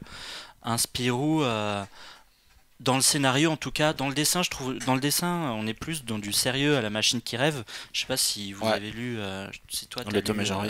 un peu plus Non. de Spirou. Moi, j'ai eu beaucoup de problèmes avec ces lunettes de vue. Bah moi j'aime bien. Ouais, Ah non, c'est- mais donc, franchement, c'est ça étonnant, m'a ils ont mis bloqué. des lunettes de vue Ça à m'a Spirou. bloqué. Mais en plus, Ah. sur le nez, Ah, comme ok. ça, tout Pourquoi le long. pas Un Tout peu le long, il est en comme mode ça. vieille personne. C'est pour avoir l'air plus intelligent, Je sais pas, ça m'a dérangé. Est-ce que reprendre En fait, un personnage, j'aime c'est pas pas le gérer look, ce genre de je sais détails pas. aussi Alors que les après, dessins, Comme c'est j'ai quelque bien chose aimé. qui est très indépendant, je pense pas que ça pose spécialement de soucis. Après, dans le développement, l'histoire est finalement assez classique, mais classique bien. On a quand même des bonnes péripéties. Ce que j'aime beaucoup aussi, c'est que toute l'histoire se passe à Bruxelles, ce qui est assez rare maintenant dans les Spirou, puisqu'ils vont toujours à droite à gauche dans des pays, dans Palombi ou des pays imaginaires. Il y a quelques références aux Spirou précédents. Ouais, il y a pas mal de références. Moi, moi, ce qui m'embête un peu avec le tome, c'est que je le trouve trop classique en fait. Il y a beaucoup de. Les dessinateurs de cette série parallèle là, il y en a qui s'amusent et qui se lâchent pour faire des trucs qui n'ont rien à voir, ou pour vraiment se faire plaisir. Comme Émile Bravo avec le journal d'un ingénu qui met ça pendant la Deuxième Guerre mondiale avec des nazis. On y revient toujours. Hein. C'est essentiel. Voilà. Et là, je trouve ça. L'histoire, elle aurait pu être écrite par Franquin. Est-ce qu'on verrait pas trop la différence? Ça m'embête un peu. J'aurais voulu un truc un peu plus. C'est quand même foufou. un. Bon, Est-ce que Moi, vous je suis êtes- sur une. Toi En fait, qui l'as lu, donc je Jonathan. l'ai lu parce que j'ai essayé de pouvoir discuter dans cette émission. C'est bien. Minimum. Et parce que c'est chez Dupuis. Donc tu l'as piqué chez Dupuis. Non, je l'ai pas piqué. Je l'ai aurais pas pu, c'est piqué. chez Je l'ai acheté à Gibert. Bien. Bon magasin. Non, en fait, je suis sur une semi-déception, je dirais. Où j'aime bien en fait les dessins. Oui, il y a des planches Ah ouais, qui les sont, dessins, ça a l'air il assez y beau, a ouais. des Les planches dessins qui sont sont assez incroyables. Les 3-4 premières planches sont. J'ai trouvé ça assez incroyables. poétique, l'histoire en Ouais. elle-même. Je trouvais que c'était justement en fait à un moment donné je me suis dit putain c'est quand même ça avance pas trop dans le côté aventure et tout. Mais en fait, finalement, c'est presque un bon point parce que c'est justement un autre registre en fait où c'est plus une introspection ou je sais pas, c'est un truc sur la paternité, Ouais. donc c'est pas forcément, c'est une autre aventure. Et moi, mon père, il est artiste, donc je sais pas, dès que ça parle de tableau, je suis un tout petit peu plus Plus alerte. plus alerte. Mais en même temps, je trouve qu'il se passe pas grand chose, quoi. Et alors tout le côté Champignac Et oui, ne marche alors- pas du tout. Quoi. alors, mal foutu. cette intrigue avec les champignons noirs n'a absolument aucun rapport. Et moi, j'ai un peu l'impression, en fait, qu'ils ont fait ça parce qu'ils avaient simplement envie de dessiner le conte de Champignac. Ouais, mais en fait, moi j'étais content de voir le conte. Ouais, voilà, Plus j'aime c'est bien ça. comment il est stylisé dedans et tout. Mais c'est assez décevant que ça mène Et à au-delà rien de du ça, tout en ce fait, truc. c'est des histoires qui ne se recroisent pas. Ouais, c'est bizarre, t'as vraiment deux histoires parallèles. Au début, tu Ouais. te dis, bon, bah, ça va se recroiser peut-être à la Ouais. fin. Et puis Moi, à quand la même, fin, j'étais genre à la 3, tu sais, ouais. genre aux 2 tiers du truc et je me disais, quand même, ils sont toujours pas. Il va y avoir un truc, Comment il ils va y vont avoir un truc, il va y avoir un truc. résoudre le Et truc au final, non, Non. rien. Du coup, c'est quoi c'est Alors- un volume plaisant, mais pas totalement réussi. Moi, je trouve Ouais, quand c'est même bien, que mais pas top quoi. Ouais. ça vaut, pour les dessins, ça Merci, vaut quand même. ça Après, vaut ce que quand j'aime même bien, le c'est coup. ce que je dis tout à l'heure, c'est le format justement. Ouais, c'est ce que j'allais dire, c'est un peu plus long à lire que le format est sympa. L'album est grand format. Les dessins sont beaux, c'est bien mis en page et tout. Enfin, et puis il y a des jolis messages à la fois sur les médias. C'est quand même de qualité, quoi. On peut pas dire que c'est. Voilà. Ça manque de tonus, quoi, en fait. Ça manque d'efficacité. Ça manque de peps. Dans les messages qu'il véhicule, parce qu'il y a, Frank P, c'est un dessinateur qui est très écologiste. Et là, ça se ressent beaucoup là-dessus. Et puis même surtout sur le point de vue qu'il a sur les médias, je trouve que c'est des messages qui sont assez intéressants, surtout maintenant. Et c'est pas gros sabot, c'est assez subtil. Donc c'est pas non plus, on n'est pas non plus sur Émile Bravo ou même sur Les Géants Pétrifiés, qui était le premier tome par Johan Evelman. C'est vrai que quand je trouve, ce que j'ai, si tu veux comparer aux Américains et tout, quand tu vois les Américains qui font des spin-offs où genre t'as Spider-Man dans les années 30, du coup ça fait vachement plus trippé que là où en fait tu te dis que ça pourrait être une aventure assez classique. Et en plus le Spider-Man en question est scénarisé par un Français. Ah ouais, Spider-Man Noir, c'est Fabrice Sapolsky qui est français, qui est parti aux États-Unis. Est-ce que du coup la France a du bon. Ce concept d'album un peu à côté de la série régulière, et finalement on sent que les auteurs n'ont pas vraiment voulu totalement réutiliser l'univers, mais ont plutôt collé sur un numéro classique. Non, pour celui-là ou sur la série en général tu parles? Pour celui-là, ouais, tu sens que Frank P et Isidro ils kiffaient les Spirou de Franquin et du coup ils ont voulu faire leur Spirou de Franquin, quoi. Mais après c'est quand même un beau compliment, parce que les Spirou de Franquin il y a des albums qui sont absolument extraordinaires. Non mais quand même, qualitativement, je trouve que c'est quand même un beau... une belle BD, enfin tu vois, c'est une belle BD. Et puis voilà, ils se foutent pas de ta gueule quand même. On le conseille quand même ou pas? On conseille quand même. Est-ce qu'on lui met le label Happy Hour Approved? Si, moi j'ai quand même passé un bon moment, mine de rien. Je l'ai lu de façon très agréable, ça se lit tranquille. Soyons optimistes. Il y a des vraiment des planches qui sont superbes. Parce que et puis il va sans doute se vendre comme des petits pains à Noël. Donc si vous le recevez sous le sapin, dites-vous que c'est cool, quoi. Voilà. Exactement. On m'a dit dans Happy Hour que c'était nul. Non, c'est pas. Voilà, c'est justement, c'est pas ça. Et en plus, du coup, on peut anticiper une montée en puissance de Spirou sur 2017, puisqu'il y a 2 films qui vont sortir. Mais là, depuis, ils ont lâché les valves, mais ces gens, ils ont fait. Vas-y, on vend tout là, vend tout. Il y a un gars, il a appelé, il a fait vend tout. C'est intéressant parce qu'en plus c'est Alain Chabat qui voulait adapter un Spirou depuis des années. Il a fait le Marsupilami que moi j'aime. Non, il voulait faire le Spirou avec les extraterrestres. Il y a Céline quand même. Ah, Zarglub, ouais. En fait je crois que c'est son Dream Project. Voilà, c'est Ramsey et du coup. Non mais peut-être qu'après, tu vois, de la même manière qu'il est arrivé sur le 2e film de Astérix, peut-être qu'on peut rêver qu'il arrive à refaire ça après. Peut-être qu'il y a d'autres réalisateurs qui vont arriver sur le dos d'un Spirou. Alain Chabat qui est quand même. Comme Jonathan Barré. Par exemple, Alain Chabat qui a un rôle dans Valérian apparemment. Oui, il fait ce qu'il peut, c'est cool. Et là, il a posté une photo Besson là, de Chabat sur son Instagram. Il y a un nombre. Je vous invite à essayer de calculer le nombre de réalisateurs français qui font figurant ou second rôle dans Valérian. C'est assez impressionnant. Il y aura peut-être Louis Leterrier caché quelque part. Il y a Kassovitz. Il y a Casso, il y a Chabat, il y a tous les. Toi, non. Dans Valérian à la Cité du Cinéma. T'avais pas de réseau. J'ai tourné en même temps, mais j'ai pas été invité, non. Pour la prochaine fois. Ils auraient pu mettre des nazis dans l'espace avec d'autres choses près. J'aime bien les films de Besson. Nous aussi. Moi j'y crois. J'y crois à mort. Moi j'en parle dans une autre émission. Quand on l'aura vu, on reviendra pour le film. On se revoit dans 6 mois. La bande-annonce, moi, m'a pas. J'ai l'impression de revenir 15 ans en arrière, quoi. Mais. Oui, ça fait très 5e élément, mais.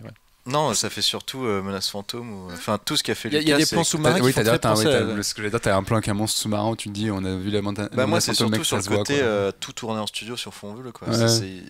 Là ça a été prouvé que non, faut pas le faire. Je pense qu'il est trop fan de James Cameron, il a dû trop croire que tout était possible. Mais même maintenant, tu vois, la planète des singes et tout, ils sont tournés avec le système du performance capture, mais en extérieur, en extérieur.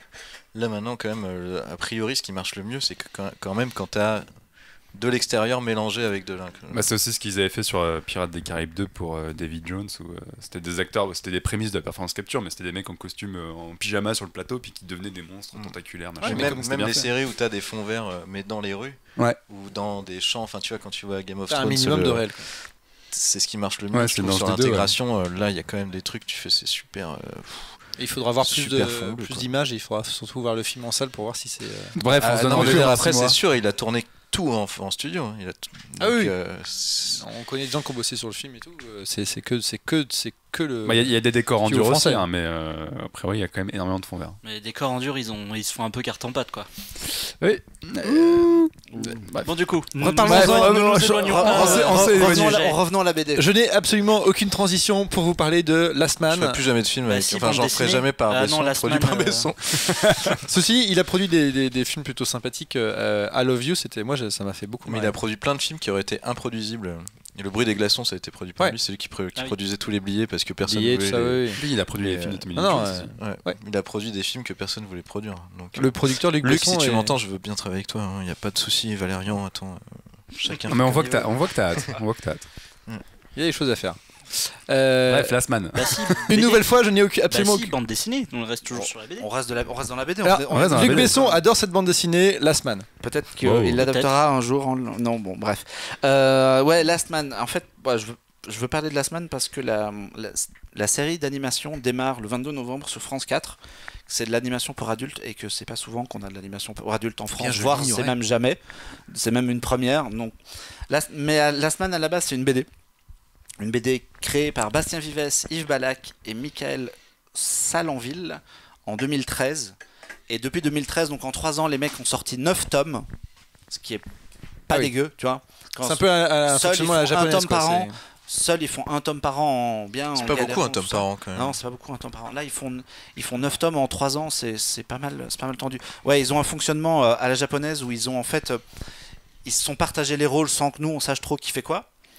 Ils ont créé un style aussi. Ils avaient chacun leur propre style graphique. Ils ont mis leur dessin en commun pour qu'ils puissent passer le truc de l'un à l'autre. Et du coup, ça va très vite puisqu'ils sont 3 à écrire et à dessiner en même temps.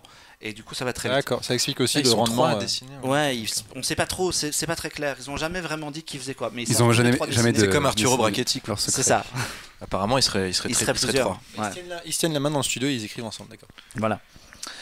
De quoi ça parle? Alors la BD, elle, ça commence dans un univers de fantasy avec des chevaliers, et ça commence en fait sur un tournoi, un espèce de tournoi des arts martiaux à la Dragon Ball, avec des mecs qui ont des pouvoirs. Waouh, qui waouh, s'affrontent. Chevalier, Dragon Ball, on est Ah déjà ouais. pas mal parti. Ah C'est ouais, Transformers 5 ton truc. Ah, c'est Transformers 5. Non mais il y a le roi Arthur c'est- qui arrive. oui, c'est leur influence, c'est le manga, donc c'est vraiment. Leur influence, c'est Transformers. Leur influence, c'est vraiment Dragon Ball, c'est Avatar, la série animée pour les personnages aussi, et ce genre de trucs.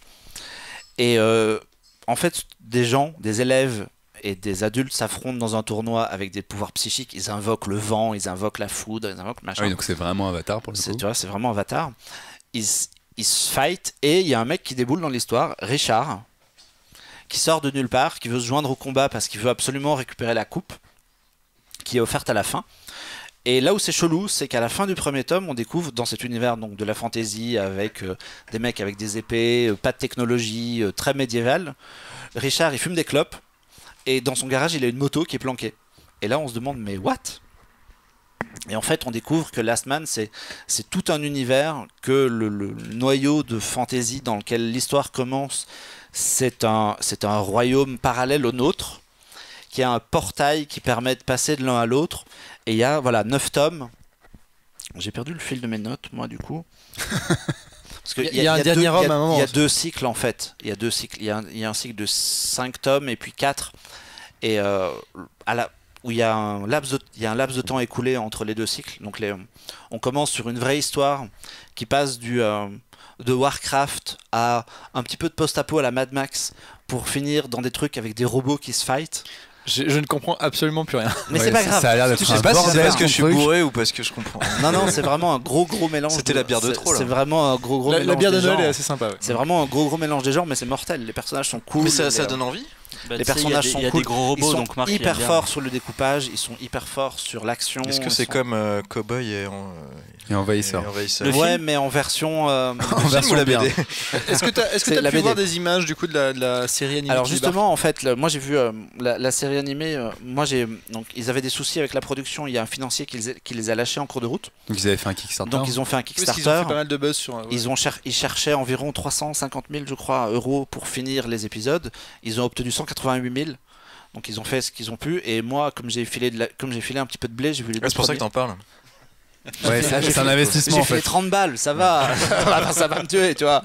Je suis pas producteur du machin. Mais du coup, il n'y a pas France 4 qui a décidé de finir de produire le truc? Non, je sais pas trop où ils en sont. Je pense que France 4 ont déjà mis de l'argent avant. France 4 avait foutu de la thune. Parce et que moi, France 4 j'ai lu un truc comme quoi, a priori, en fait, ils allaient produire toute la série. France 4 diffuse toute la série. Après, moi je crois qu'ils ont réparti un peu la thune sur les derniers épisodes. En fait, moi j'ai donc les 2 épisodes, j'ai vu les 2 premiers, c'est à ça que je voulais en venir. C'est grâce au fait que t'as mis 30 balles. Grâce au fait que j'ai mis 30 balles. 30 balles, c'est 2 épisodes. 2 épisodes. J'ai un petit souci avec l'animation et tu sens que par moment les mecs ils ont pas. Du coup, tu récupères tes 30 balles ou pas? C'est pourri ou pas? C'est satisfait ou remboursé ou pas? Est-ce qu'il y a ton nom sur certains plans ou pas? C'était satisfaisant, si c'est ta question. Ouais, donc j'ai récupéré. Je suis un peu anti-Kickstarter, moi. J'ai récupéré mes 30 balles en. Là c'est. Ouais, ça dépend. Moi, j'aime pas cette méthode en fait de demander aux gens d'investir. Avant, ouais, là c'est compliqué parce que. Déjà que les producteurs faisaient pas grand chose. Ouais. Tu vois, moi ça m'emmerde, je vais faire un micro aparté, mais ça m'emmerde sur certains projets quand je vois qu'on fait un Kickstarter pour restaurer les tontons flingueurs. Je trouve ça aberrant, quoi. Ça a aucun sens. Ouais, c'est ça. Quand ils lancent un truc, moment, c'est notre ça problème marche que pas. tu demandes de l'argent pour voilà. ça. Là, c'est un petit studio indé, ils ont besoin de thunes pour finir un truc qui est déjà lancé. Je rebondissais sur un sujet qui de temps en temps. Mais non, mais t'as raison. C'était le coup de gueule de Jonathan Barré pour ça. Pour des courts-métrages et tout, c'est quand même pas mal. Je trouve que c'est pas aux gens de devoir mettre de leur poche des trucs. Ouais, bien sûr. J'ai un peu du mal avec ce concept. Clairement. Et du coup, là, les gens sont trop gentils même. Non mais Marc, moi ça marche. Non mais je trouve ça fou quoi. Les gens ils sont trop sympas. Je me dis mais c'est pas à eux de prendre des risques de 30 balles, tu vois. Déjà qu'ils mettent 10 balles dans la place de cinéma. Ouais, en plus, ouais. Non, mais à la limite de se dire, tu fais de la pré-vente, tu vois. Mais bon, bref. Ouais. Bref, Last Man, c'était bien. Ouais, c'était bien. La BD est cool. Ça a une sacrée réputation. La BD est quand même. vraiment futuriste, c'est vraiment du manga à la française. Et la série tranche super avec ça. Ça commence dans une ville très sombre, genre New York dans les années 80, quoi. C'est totalement contemporain. Ça se passe 10 ans avant. Et en fait, on découvre l'univers par une porte qui a rien à voir avec celle de la BD. Donc on est vraiment dans un univers réaliste, dans une ambiance de bar avec des mecs qui se tapent autour de billard en se défonçant la gueule à queue de billard, ce genre de truc.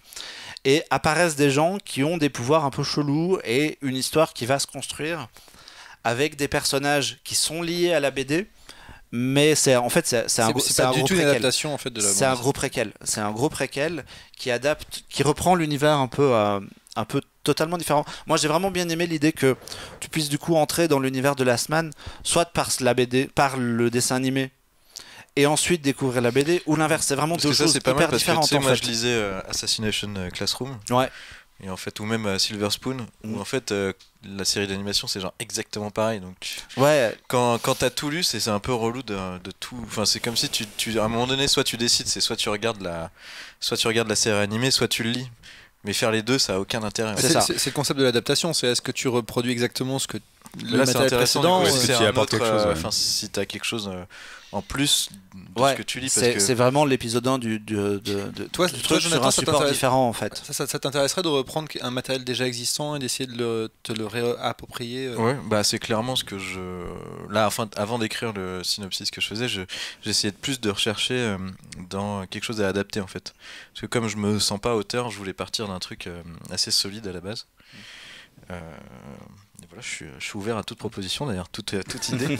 Luc Besson, on espère qu'il y a des gens très influents qui nous écoutent. S'il y a des idées de trucs à adapter, je suis complètement ouvert. Ok. Walking Dead étant déjà fait. Voilà. Mais en plus, j'y pensais pas du tout. Mais pas au cinéma encore. Non, mais il y avait une BD que je voulais faire et j'ai pas été pris, qui s'appelait L'île aux femmes. Enfin, qui s'appelle toujours, hein. C'est pas parce que j'ai pas été pris qu'elle s'appelle comme ça. Elle n'existe plus. Mais non, voilà, c'était une BD que je voulais adapter avec David Marseille. Et on n'a pas été gardé par l'éditeur. Donc voilà, Last Man, c'est cool. C'est vraiment une belle série d'animation. Moi, ça manque de thunes. On sent qu'ils ont eu un problème de budget. Les arrière-plans sont parfois un peu figés. Il y a un petit peu des effets de mise en scène pour cacher un peu le fait qu'ils n'avaient pas de thunes. Il y a une scène de baston qui est filmée avec un stromboscope et du coup ils sont un plan sur deux est noir Et du coup, quand c'est noir, tu fais pas l'animation, donc tu peux enchaîner avec le mouvement suivant et t'as gagné des dessins. Oui, mais ça peut être intéressant aussi. Ça donne un style, mais en même temps, tu sens que les mecs, si on leur avait filé plus de blé, ça aurait été plus fluide, quoi. Moi, j'ai trouvé ça super cool. Ça commence quand? Rappelle-nous là. Alors, c'est le 22 novembre sur France 4 à 22h30. Ils diffusent 3 épisodes. Ça fait 12 minutes l'épisode, donc c'est vite vu. Ils diffusent 3 épisodes et après, c'est tous les mardis, je crois. Et les 2 premiers sont sur le site maintenant de France 4, visible gratos. Donc Sur on peut déjà le voir. 100 mètres 30 euros. C'est sur Plus gratuitement, ouais. Et est-ce que tu conseilles d'avoir lu la BD avant de voir la série ou est-ce que les deux sont indépendants? Les deux sont vraiment indépendants. Moi, alors, c'est un peu spécial. J'ai envie de conseiller aux gens qui découvrent, qui rentrent dans l'univers par la série, de regarder la série jusqu'au bout et de lire seulement la BD après. Okay. Parce que si tu le lis en parallèle, tu te gâches la surprise en fait. Okay. Tu vas découvrir que l'univers magique qui est évoqué dans la série animée, en fait, c'est ça et qu'il s'est déjà passé tout ça après, etc. Donc il n'y a pas de chronologie à suivre dans l'histoire en fait. La chronologie, ce serait de voir le dessin animé d'abord et de lire la BD ensuite puisqu'elle se passe avant. Et alors, dans quel ordre faut regarder les Star Wars? C'est la même question. Je retire cette question. Non, ça va être une émission complète. Direct, il s'est levé, il a fait. Alors attends. Je te rappelle qu'on va faire un podcast à part entière. Je te rappelle que Marc a créé un site qui s'appelle Clone Web. Et qui vient de Clone Wars. D'accord, pardon. Alors là, on est reparti pour deux fûts de bière. On est très premier degré ici. On peut l'annoncer, mais du coup, on refera un podcast en décembre et on pourra mettre cette question dans le podcast, voire de janvier peut-être, mais de décembre. Ouais, on pourra intégrer Rogue One dans l'affaire et tout. Ouais, mais de toute façon, c'est interdit d'intégrer Rogue One. Non, mais parce qu'il faudra le caser à un moment. Rogue One. Star Wars, on peut pas. Il y avait genre Marvel qui vous avait appelé tous en faisant. Tu ne peux pas parler de Rogue One. Moi, si je peux parler de Star Wars tous les jours, je parle de Star Wars tous les jours. Tout va bien. C'est le cas d'ailleurs. Voilà. On t'enverra les articles de Marc. C'est les deux mots à ne pas prononcer en compagnie de Marc. Ils ont encore annoncé ce matin un casting dans. Enfin non, c'est Han Solo. Il y a Emilia Clarke dans le rôle de Han. Moi, c'est le seul que j'attends parce que c'est juste mes réels préférés. Non mais c'est juste Lord des Miller, ça va être cool. Voilà. Par contre, ils prennent une actrice qui au cinéma ne cartonne pas du tout. Puis dès qu'elle sourit, ça devient bizarre. Elle est très mignonne, mais Emilia Clarke dans Terminator Genesis quoi. Ouais, mais c'est pas sa faute. Tu parles de Terminator Genesis. Tu vois, c'est pas vraiment sa faute. Elle a accepté le film, elle a lu le scénario a priori. Elle a peut-être vu le chèque aussi. Mais moi j'ai une confiance ultime dans Lord des Miller. Mais à la base, franchement, ça pouvait être un putain de bon film de retraverser toutes les époques de Terminator et tout. C'était charmé comme truc. Et puis finalement, franchement, c'est pété comme tout. Sauf que du coup, Han Solo, le film, effectivement, il y a un duo de réalisateurs qui fait des choses extraordinaires. Il touche à un truc. Pour moi, il n'y a même pas photo, c'est les meilleurs. Mais vraiment, et en plus, ils ont pris des comédiens qui sont quand même assez cool. Donald Glover, c'est une super idée. C'est vraiment une super idée. C'est solide quoi. Ils peuvent faire un truc, genre on parlait d'Indiana Jones tout à l'heure, ils peuvent faire un truc avec Han Solo qui soit assez pulp, assez cool aussi. Et, clairement. On aura le temps d'en reparler. Alors vas-y, fais-nous une transition. Moi j'attends la transition. C'est totalement rock'n'roll ce qu'on fait. C'est pas mal. On va parler de option aucune transition aussi. On va parler de Rock Band Rivals. Oh, tu le dis bien. Donc le nouvel épisode de Rock Band. Qui n'est pas un nouveau. Oui, on va changer. Fini la BD, on va passer aux jeux vidéo, on va passer au rock'n'roll parce que maintenant on ne parle que BD dans cette émission en fait. Non mais là on parle beaucoup. En plus je vais parler de tout BD, et puis finalement c'est le hasard. On n'a pas trop parlé cinéma cet épisode alors que d'habitude on en parle largement. Oui, voilà. Quand même. Attends, en termes de. On a commencé par ça. Mais donc maintenant on va parler jeux vidéo et musique en même temps puisqu'on va parler de Rock Band Rivals qui est en fait une extension pour Rock Band 4. Donc il y a un an, les joueurs se souviennent et les autres qui passent souvent à la Fnac et ce genre de magasin ont dû s'en rendre compte. Les deux jeux musicaux à base de guitare en plastique sont ressortis en magasin avec des nouveaux opus. Donc d'un côté il y avait Guitar Hero Live qui s'était fait remarquer par une nouvelle guitare avec encore plus de touches, et en face il y avait Rock Band 4 qui prenait la même formule, le même gameplay, toujours les 5 touches de couleur avec le médiateur, il fallait jouer en rythme. Et Rock Band, en fait, leur point de vue à l'époque, plutôt que de faire comme en face où ils changeaient complètement la jouabilité avec des nouveaux instruments, ils se sont dit on va jouer la rétrocompatibilité à fond, on fait la même chose, mais vous pouvez garder vos instruments parce que le problème de ces jeux-là, c'est que ça coûte quand même cher parce que forcément ces périphériques qui coûtent un peu de blé. Donc ils s'étaient dit on va garder la même chose, vous pourrez garder vos précédents instruments et les mettre sur la nouvelle console, sachant qu'il fallait juste garder une console du même constructeur. Si vous aviez une Xbox, il fallait garder une Xbox, etc. Et le problème, c'est qu'en fait, on s'est rendu compte en achetant le jeu qu'ils l'ont fait extrêmement vite sur Rock Band 4 pour sortir dans les temps pour le calendrier de Noël, etc. Et que du coup, par rapport au précédent opus, il manquait plein de trucs. Donc, ils ont été sympas, ils ont fait un an de mise à jour successive, et là, ils ont sorti une grosse extension qui coûte 30 balles, qui s'appelle Rock Band Rivals. Donc, il faut le 4 pour. Et il faut le 4 de base. Maintenant, si vous achetez le jeu en magasin, vous aurez Rivals directement dans le Rock Band 4. Ils ont sorti des nouveaux packs, etc. Et donc en fait l'intérêt c'était donc du coup de vraiment arriver à un vrai 4ème opus avec des vraies nouveautés. Alors de se dire on a sorti une version de merde. C'est ça, mais c'est quand même très souvent maintenant.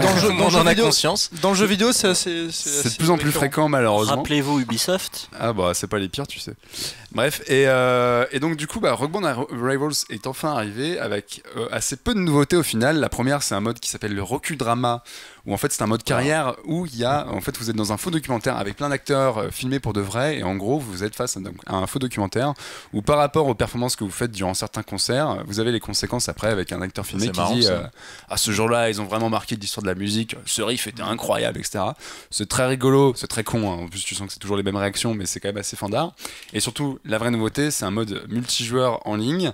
Alors pour l'instant ils ont créé un mode où on peut créer son groupe en ligne, c'est-à-dire que si vous avez vos potes PlayStation ou vos potes Xbox, vous restez chez vous. Attends, c'est-à-dire que vous pouvez jouer à distance sur un seul morceau ? Laisse-moi en dire, c'est plus compliqué que ça. Pour l'instant, tu peux créer un groupe. Donc tu arrives sur une interface où tu crées ton groupe. Tu peux les appeler les fucking Blue Boys, par exemple, U2 ou n'importe quoi. Regarde pas. Tu les appelles comme tu veux. Et donc, en fait, vous allez tous vous inscrire dans ce groupe-là. Et en gros, il y a un espèce de grand tableau des scores mondial où le but, ça va être de jouer chacun dans votre coin au morceau. Sauf que votre groupe est pris en compte. Et donc, de faire les plus grands scores pour montrer au monde entier que vous êtes capable de mieux jouer tel morceau que les autres. Ce qui est rigolo, mais pas très très intéressant pour l'heure, sachant qu'ils ont essayé de pousser l'interactivité à fond. Vous pouvez carrément télécharger une application sur mobile pour voir votre groupe, pour voir si vos potes jouent en ce moment, etc. Sachant que voilà, la grosse nouveauté du mode Rivals, qui en fait est une mise à jour du mode Rivals qui va arriver au mois de décembre, c'est effectivement de pouvoir jouer en ligne chez soi avec ses potes qui sont... Histoire d'avoir l'air bien con. Histoire d'avoir l'air con, plus. Mais tout seul en fait. Mais tout seul, parce que voilà, du coup t'auras ta guitare toi et personne te voit donc c'est pas grave quoi. C'est pas drôle. Mais donc du coup en fait voilà, le truc que les gros joueurs de ce genre de jeu attendaient, c'est de pouvoir jouer avec ses potes mais à distance. Vraiment pour pas se voir quoi. Pour pas se voir, pour dire t'as l'air con mais... C'est ça qui est cool. C'est que t'as foiré on une était note, obligé de se retrouver et tout. Voilà, c'était plus chiant. On organisait des LAN, tu peux jouer en autiste. C'est ça, tout exactement. Et maintenant tu peux faire ça ensemble mais séparément de temps chacun chez soi. Du coup Jean-Victor est le spécialiste des invitations où tu viens chez lui jouer avec plusieurs instruments. Oui parce que alors, c'est sympa, c'est pas en slip. En fait l'intérêt principal pour moi de Rivals au-delà des extensions c'était d'offrir une deuxième vie à Rock Band 4 qui à l'époque coûtait extrêmement cher en Europe et est un peu sorti n'importe comment chez nous, mieux aux États-Unis, parce qu'en fait comme Harmonix c'était devenu un développeur indépendant, faut savoir que c'est quand même les mecs à l'époque qui avaient créé Guitar Hero et en fait comme ils aimaient pas la direction qui avait pris la série qui était hébergée chez Activision, ils se sont barrés et ils ont créé Rock Band, c'est eux qui ont introduit le concept d'avoir une batterie, etc. Et donc en fait voilà, ils sont indépendants, ils ont notamment essayé durant l'année de faire justement un FIG, c'est un autre site que Kickstarter, mais c'est le même principe pour développer une version PC, sauf qu'ils ont demandé 1,5 milliard. 1 milliard. Ils ont demandé 1 milliard. Les mecs ils étaient bourrés, ils ont fait. Allez, ça va passer. 1 milliard. Non, ils ont demandé 1,5 million en crowdfunding et sur un site qui pouvait prendre les investisseurs. Ceci dit, dans le jeu vidéo, ça peut arriver. Mais... Non, mais autant dire que demander aux gens 1,5 million pour développer une version PC, c'était voué à l'échec. Si tout le monde met 30 balles, ça va pas très vite. Ça, donc en plus, ils sont arrivés genre à 760 000 $, mais bon, bref, c'était un échec total. Juste quoi. Mais donc, bref, le but c'était d'avoir une nouvelle sortie. Et ouais, c'est un site qui prenait en compte les investisseurs, donc il y avait des mecs qui foutaient 20 000 balles direct, etc. Et le but, voilà, c'était en fait ils ont changé le fabricant des accessoires. C'était avant c'était Mad Cats qui est connu pour faire des volants, etc. Maintenant c'est une boîte américaine qui s'appelle PDP pour Peripheral, je sais plus quoi. Et ils ont sorti une nouvelle guitare que tu peux plier, qui a sa recharge pour éviter de mettre des piles dedans, ça coûte moins cher, etc. Le problème, enfin. Pourquoi plier une guitare Ça se range plus facilement parce que c'est le problème des instruments. Ça prend de la place. C'est très chiant ces conneries, ouais, ça prend de la place. Tu peux avoir une guitare juste à côté de Guitar Hero qui est cachée derrière voilà. Bref, tu joues de la guitare? Non, de la guitare. Non, je joue de la guitare en plastique. Non, mais du coup, c'est la honte, tu vois, faut la cacher normalement. C'est ça. Mais donc, du coup, en fait. de la guitare. On remarque que cette Alexandre est très bien rangée parce qu'on ne peut pas la sortir de elle est pleine de poussière, il y joue très souvent. Mais du coup, ouais, en fait, voilà, cette nouvelle sortie en Europe, finalement, c'est toujours la même chose. C'est-à-dire que les instruments, par exemple, quand on va sur le site de rockband.com, on a accès aux différents fabricants par pays. Quand on clique pour la France, on arrive sur le site de Micromania qui ne vend rien en rapport avec Rock Band. Donc c'est toujours aussi mal distribué. Donc le petit conseil que je peux vous donner, c'est qu'en fait, les packs de base, maintenant, ont été un peu bradés. Notamment, la dernière fois au Fnac des Halles, j'ai vu le pack PlayStation 4 avec la batterie, le machin, pour 100 balles, alors qu'à l'époque, ça en coûtait 250 voire plus. Donc essayez de trouver les packs de base. À la limite, Rivals, vous pouvez le choper en passant. Ça vous permettra de jouer en ligne et surtout, pourquoi je voulais parler de ce jeu, parce que moi à la base je trouve que Rock Band c'est quand même un des jeux les plus conviviaux qui soit. Faire les cons avec des guitares en plastique, c'est très fun. Et c'est du rock'n'roll, donc c'est forcément Alors cool. moi je suis totalement incompétent, je n'arrive pas à jouer à ce jeu. La question c'est, quelle est la nouveauté de cet add-on c'est ce que je dis, Rivals, t'as le mode carrière. Non, je m'en tape en fait. T'as le mode faux documentaire qui est rigolo. Où t'as d'accord, mais est-ce que t'as des groupes supplémentaires, des chansons supplémentaires? Ouais, niveau playlist. Niveau playlist, il n'y a rien qui change. Si tu précommandais le truc, t'avais 10 chansons en plus. Non, sachant que là où c'est cool, c'est qu'en fait, comme ça redonne une vie au jeu, en fait, Rock Band, ils ont une politique de boutique en ligne où il y a plus de 2500 morceaux. Bon, c'est 2 balles le morceau, mais quand t'as un truc que t'adores, tu fous 2 balles. Et en gros, en fait, voilà, ça relance. Donc toutes les semaines, t'as des nouvelles chansons qui arrivent. Ils ont des groupes, ils retrouvent des licences, etc. Donc en fait, voilà, le jeu est vraiment une seconde finalement, vie, quand t'achètes la boîte, c'est pas pour les chansons, c'est pour le jeu. C'est pour le jeu et le mode vraiment après. Donc c'est un jeu qui coûte très cher, faut pas se le cacher. Tous mes bouts à bout, ça commence à faire un paquet de pognon. 2500 chansons x 2 €, ça fait quand même 5000 balles. Non, mais en même temps, il y a genre t'as pas envie qu'ils se récupèrent quelque part les mecs. T'as pas envie de télécharger, t'as pas envie de foutre 2 € dans les chansons de Tokyo Hotel par exemple. Qui dans l'année joue 2500 morceaux? Excuse-moi. Non, en plus voilà, tu prends les morceaux que tu kiffes. Alors, tu vois, nous on a pris YouTube parce qu'on kiffe tout. Tokyo Hotel, je vois pas le problème. Excuse-moi Jean-Victor. Non mais tu peux. Non mais t'as le droit d'être fan de C'était la Tokyo fin de ce Hotel. podcast. Merci. Alors voilà. Et alors petite question, et là je te plie la transition mon petit gars. Tu ne peux pas avoir Metallica. Mais sur non, Rock parce Band. que j'avais envie de le faire. Parce que Metallica. à Guitar Hero, Metallica c'était Guitar Hero avant. Ouais. Puisqu'on parle de rock'n'roll. Et pourquoi est-ce qu'on parle de Metallica, Mathieu? Tiens donc, extraordinaire. Mais Jean-Victor, est-ce que tu aurais écouté le dernier Metallica qui est sorti hier ou Hier. Il est sorti hier. La veille de cet enregistrement pour les gens qui nous écoutent plus tard. Ils sont en pleine tournée promo dans toutes les émissions à la mode. Ils sont passés au Grand Journal. Ils sont passés au Grand Journal, qui est l'émission ultime. Pas passé ici, hein. Non, mais ils sont pas venus chez nous. Non, c'est vrai. Spoiler, en fait, ils sont passés en bas et c'est une question de parking. On va avoir un showcase de Metallica dans un pied. Autant dire qu'il va falloir acheter un peu de sono parce que sinon on va être dans la merde. Ceci dit, ils ont joué chez Jimmy Fallon un morceau ukulélé, c'est très rigolo. C'est ça, mais donc oui, non, je vous ai un petit peu. On va être honnête. Quel est le titre de cet album? Hardwired to Self-Destruct. Quel accent. Et donc, oui, on va être honnête, en coulisses, j'ai un peu fiché tous les gens de Happy Hour pour leur dire bon, les gars, il y a un nouvel album de Metallica qui sort. C'est pas mon groupe préféré, mais c'est quand même un événement. C'est-à-dire, les 2 événements de la semaine, c'est Justice et Metallica. Bon, moi j'accorde plus de crédit à Metallica. On passe un bonjour à Mathieu Cruc, un pote à nous qui, du coup, est extrêmement fan. Oui, qui a été au Grand Journal d'ailleurs, les voir, il me semble. Bref. Et donc, 8 ans après Death Magnetic, les Four Horsemen, comme on les appelle, sont de retour pour un nouvel album métal. Et alors, ils sont devenus un petit peu des papis. Bon, il était déjà il y a 8 ans, mais. Ça y est, ils commencent à vieillir et pourtant ils ont toujours la niaque, ça tabasse toujours. Alors je rappelle, il y a Lars Ulrich, il y a James Hetfield, il y a Kirk Hammett à la guitare solo et il y a Robert Trujillo qui est le nouveau bassiste depuis 2001.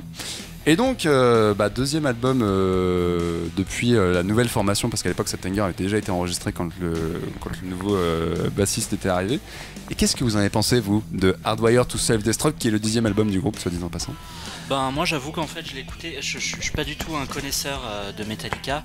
Pour moi, le seul album que j'ai vraiment écouté en entier, c'est l'album avec un orchestre symphonique, l'album live avec un orchestre. Le SM avec l'orchestre symphonique de Michael Kamen, le regretté Michael Kamen. Et c'était à l'époque où ils avaient encore leur précédent bassiste qui était Cliff Barton. Un album que j'aime beaucoup. Qui est hyper bien, ouais, moi aussi j'aime beaucoup. Mais celui-là, pour le coup, je pense que. J'écoutais une chanson et puis ça passait à l'autre, et puis à l'autre, et je me rendais pas compte. J'avais l'impression d'entendre 3 fois, 4 fois la même chanson. Il y a un peu ce syndrome-là, ouais. Mais en fait, c'est assez symptomatique de la méthode de composition de Metallica. Pour ceux qui avaient vu, par exemple, le documentaire qui est sorti à l'époque de Something qui s'appelait Some Kind of Monster. Et pour les vidéos, parce qu'ils ont publié plein de vidéos, ils sont hyper actifs sur les réseaux sociaux. Et là, pour accompagner la sortie de l'album, alors il faut savoir que, par exemple, tous les morceaux de l'album ont déjà un clip. Et en fait, il y a 2 jours, toutes les 3 heures, il balançait un nouveau clip avec un nouveau morceau. Et en fait, vous allez sur YouTube, l'album entier a ses clips. Donc pour accompagner la sortie de l'album, ils ont sorti des petites vidéos making-of de 9-10 minutes où en fait ils décortiquent un petit peu en coulisses comment chaque morceau est composé. Et faut savoir que Metallica, les 2 têtes pensantes, c'est donc le batteur Lars Ulrich et le chanteur James Hetfield. C'est eux qui ont créé le groupe à l'époque, ça a plus de 30 ans quand même. Et en fait, c'est eux qui sont les têtes pensantes du groupe, et c'est eux qui à 2 composent les morceaux. Ils trouvent la ligne de guitare, ils trouvent le truc, et les autres arrivent après pour coller un solo et la ligne de basse. Et en fait, moi je trouve que ça se ressent vachement sur la composition, où t'as toujours la même intro avec la batterie qui part, la guitare qui est en rythme dessus, et où t'as effectivement une structure qui est assez récurrente dans effectivement. Moi c'est vrai que les premières écoutes sont pas simples, parce que hormis le premier morceau qui en plus est très court, alors que Metallica d'habitude c'est plus de 6 minutes, là le premier c'est 3 minutes, qui t'en fout plein la gueule. Le reste en fait c'est vrai qu'au bout d'un moment tu te perds un peu dans les trucs. Pour autant c'est pas mal, c'est de la bonne grosse musique, mais voilà, après moi je trouve ça un peu toi qui peux pas faire des headbangs sans cheveux, comment tu fais? Qu'est-ce que tu penses? Alors je trouve que c'est un peu péjoratif comme remarque. Je peux quand même apprécier la musique. Non, bouger ta tête. Du coup, t'as pas des cheveux qui te cachent les oreilles. Ce qu'on disait avec Alexandre avant l'émission, c'est que c'est très sympathique. Après, c'est extrêmement répétitif. T'as un peu l'impression sur l'album d'écouter un peu le même morceau. Mais il y a un côté vachement plaisant dans le sens où effectivement tu peux le lancer et tout l'album est une espèce de grande histoire, et en fait voilà, moi c'est pas le sentiment où je vais m'arrêter à un morceau, c'est-à-dire que je pourrais laisser continuer le truc pendant 1 heure et tout écouter d'une traite, ce serait pas très dérangeant. Après c'est pas un mauvais morceau non plus, c'est quand même quelque chose qui est hyper bien, c'est super bien construit et tout. Techniquement c'est assez monstrueux ce qu'ils font. Et voilà, après ils hurlent pendant 1 heure, mais c'est pas grave. Ouais. Ça sait être un peu mélodieux quand même. Oui, ça, carrément. Moi, c'est par moment, oui. En matière de rock metal, c'est un des rares groupes que j'arrive à écouter vraiment et à apprécier, parce que sinon, je trouve que ça ressemble assez vite à du bruit. Là, c'était cool. Moi, en fait, cette espèce de cohésion dans les chansons qui font qu'elles s'enchaînent sans qu'on s'en rende compte vraiment. Moi, j'ai trouvé ça cool. Ça m'a rappelé. En fait, je trouve que beaucoup d'artistes maintenant, surtout maintenant qu'on écoute de la musique sur Spotify, sur Deezer et compagnie, on écoute de la musique en masse. Et il y a beaucoup d'artistes qui ont perdu cette notion de faire un album qui raconte quelque chose qui est soit vraiment cohérent avec un début, une fin. C'est un truc qui s'est un peu paumé, qui se retrouve maintenant parce que les gens reviennent au vinyle, donc peut-être que ça aide un peu. Mais oui, d'ailleurs l'album est sorti en vinyle collector machin. Et moi j'ai trouvé ça plutôt agréable. J'aime bien quand un album, tu vois, s'écoute comme un album, pas juste un espèce de les 12 dernières compositions qu'ils ont fait sur le moment. Là il y a vraiment un enchaînement qui coule. Je suis un très très vieil auditeur de Metallica. Moi j'écoutais le Black Album au collège, donc c'était quand même super longtemps. Ils avaient sorti un super film il y a pas si longtemps. Oui, parce que en fait avec Dan Dehan, ça fait 8 ans qu'ils n'avaient pas fait d'album. Le précédent c'était Death Magnetic en 2007 ou 2008, mais ils ont carburé en 8 ans, c'est-à-dire qu'ils ont fait plus de 3 ans de tournée pour l'album à l'époque. Et je pense que ça vaut le coup de les voir en live en fait. Ils ont fait d'autres albums, d'autres tournées, notamment une tournée anniversaire pour la ressortie du Black Album et pour son anniversaire. Ils ont fait un film, ils ont fait un album avec Lou Reed qui est une catastrophe absolue, mais ils ont quand même pris le temps de le composer. Enfin, ils ont pas été, en fait, ils ont été occupés. C'était pas très bien en fait. Death Magnetic, même celui d'avant, Saint-Anger, c'était naze. Saint-Anger, c'était autre chose, quoi. Moi je trouve qu'ils reviennent un peu d'une période de vache maigre où c'était pas terrible, quoi. À moins d'aller les voir en concert ou d'être allé voir au cinéma le docu qu'on avait vu, le concert filmé qu'on avait vu plutôt. C'était assez cool au final. Qui était cool. Les compositions avant l'album qui sort là maintenant, c'était quand même pas top, quoi. Après moi je trouve qu'il y a un petit truc, c'est qu'en fait par rapport à cet aspect hyper répétitif de l'album qui vient de sortir, par exemple le précédent album Death Magnetic, il y avait quand même 2-3 morceaux où tu retenais un gros riff, tu retenais par exemple une ligne de basse. Je trouvais que Robert Trujillo était plus en avant sur le précédent album. Là il fait de la figuration, le pauvre. Ça manque peut-être d'un truc un peu mémorable, d'un truc que tu as envie de chanter. En fait c'est ça que je trouve décevant avec cet album, surtout quand tu sais que Metallica ils ont quand même écrit des putains d'hymnes. C'est que là il manque la chanson qui défonce tout et tu te souviens immédiatement, quoi. Ouais, c'est vrai. Parce qu'en 35 ans de carrière, du coup c'est un groupe, enfin c'est quand même un groupe qui compte encore. Ah bah oui. Sur scène, pour le coup sur scène ça reste dément. Enfin, moi je les ai vus en 2009. Déjà j'ai jamais vu un groupe qui jouait aussi fort, quoi. C'est que j'avais mal aux oreilles en sortant, vraiment. Les mecs, c'était à une fin de festival, ils sont arrivés au bout de 4 jours, ils ont mis le son 25% plus fort que tous les mecs. Genre le premier coup de batterie, tu sens ta cage thoracique, quoi. C'est assez violent. Et sur scène ça reste, ils ont une mise en scène de cinglés. Eux c'est des techniciens absolus, c'est un truc à voir, ça t'en prend vraiment plein la gueule, quoi. Donc voilà, c'est aussi ça qui est bien, c'est qu'on va avoir une super tournée de ouf. Oui, moi c'est mon petit kiff derrière, c'est que je les ai jamais vus sur scène, donc du coup ça va être l'occasion. Il y a un Bercy qui a été plus ou moins annoncé pour 2017. Essayez de revoir leur dernier film qui donnait bien l'impression de leur concert. Où, du gigantisme de la scène. Ils ont une scène centrale et du coup ils jouent tous face au public quasiment. Enfin, c'est toi qui es fan de Bruce Springsteen, non? Ouais, absolument. C'est pas beaucoup de rappeurs, mais Alexandre et Marc sont assez fans. Alors autant j'ai jamais vu Metallica en concert et je vais rattraper ça l'année dernière, autant Bruce Springsteen je l'ai vu 17 fois. D'accord. Je l'ai vu 5 fois, je crois. Ah ouais, cool. Ouais. Ma mère est fan en fait, et la première fois que je l'ai vu, c'était pour lui offrir un cadeau. Et en fait, t'as eu un déclic. Non, mais c'est pas que j'ai un déclic, mais c'est que c'est vrai qu'en live, c'est incroyable. Ouais, c'est une autre époque, je trouve. Enfin, c'est un mec qui joue encore plus de 3 heures. Enfin, mais il a rebattu son record il y a pas longtemps. Moi j'ai faire quelque chose. Il y a eu 4 heures. Il n'y a pas eu loin de 5 heures là, je crois. Non, c'est 4 heures et quelques.